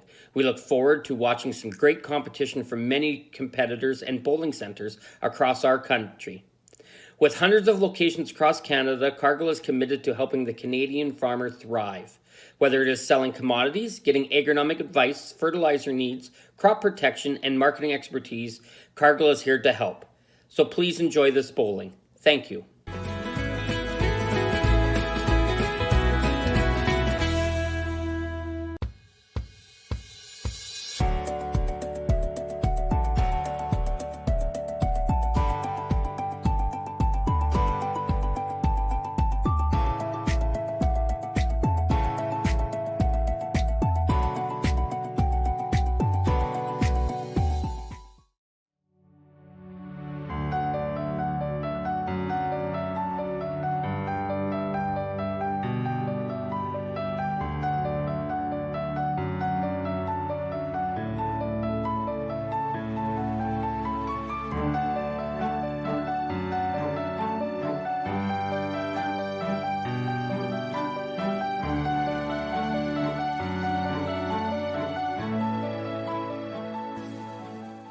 Whoa.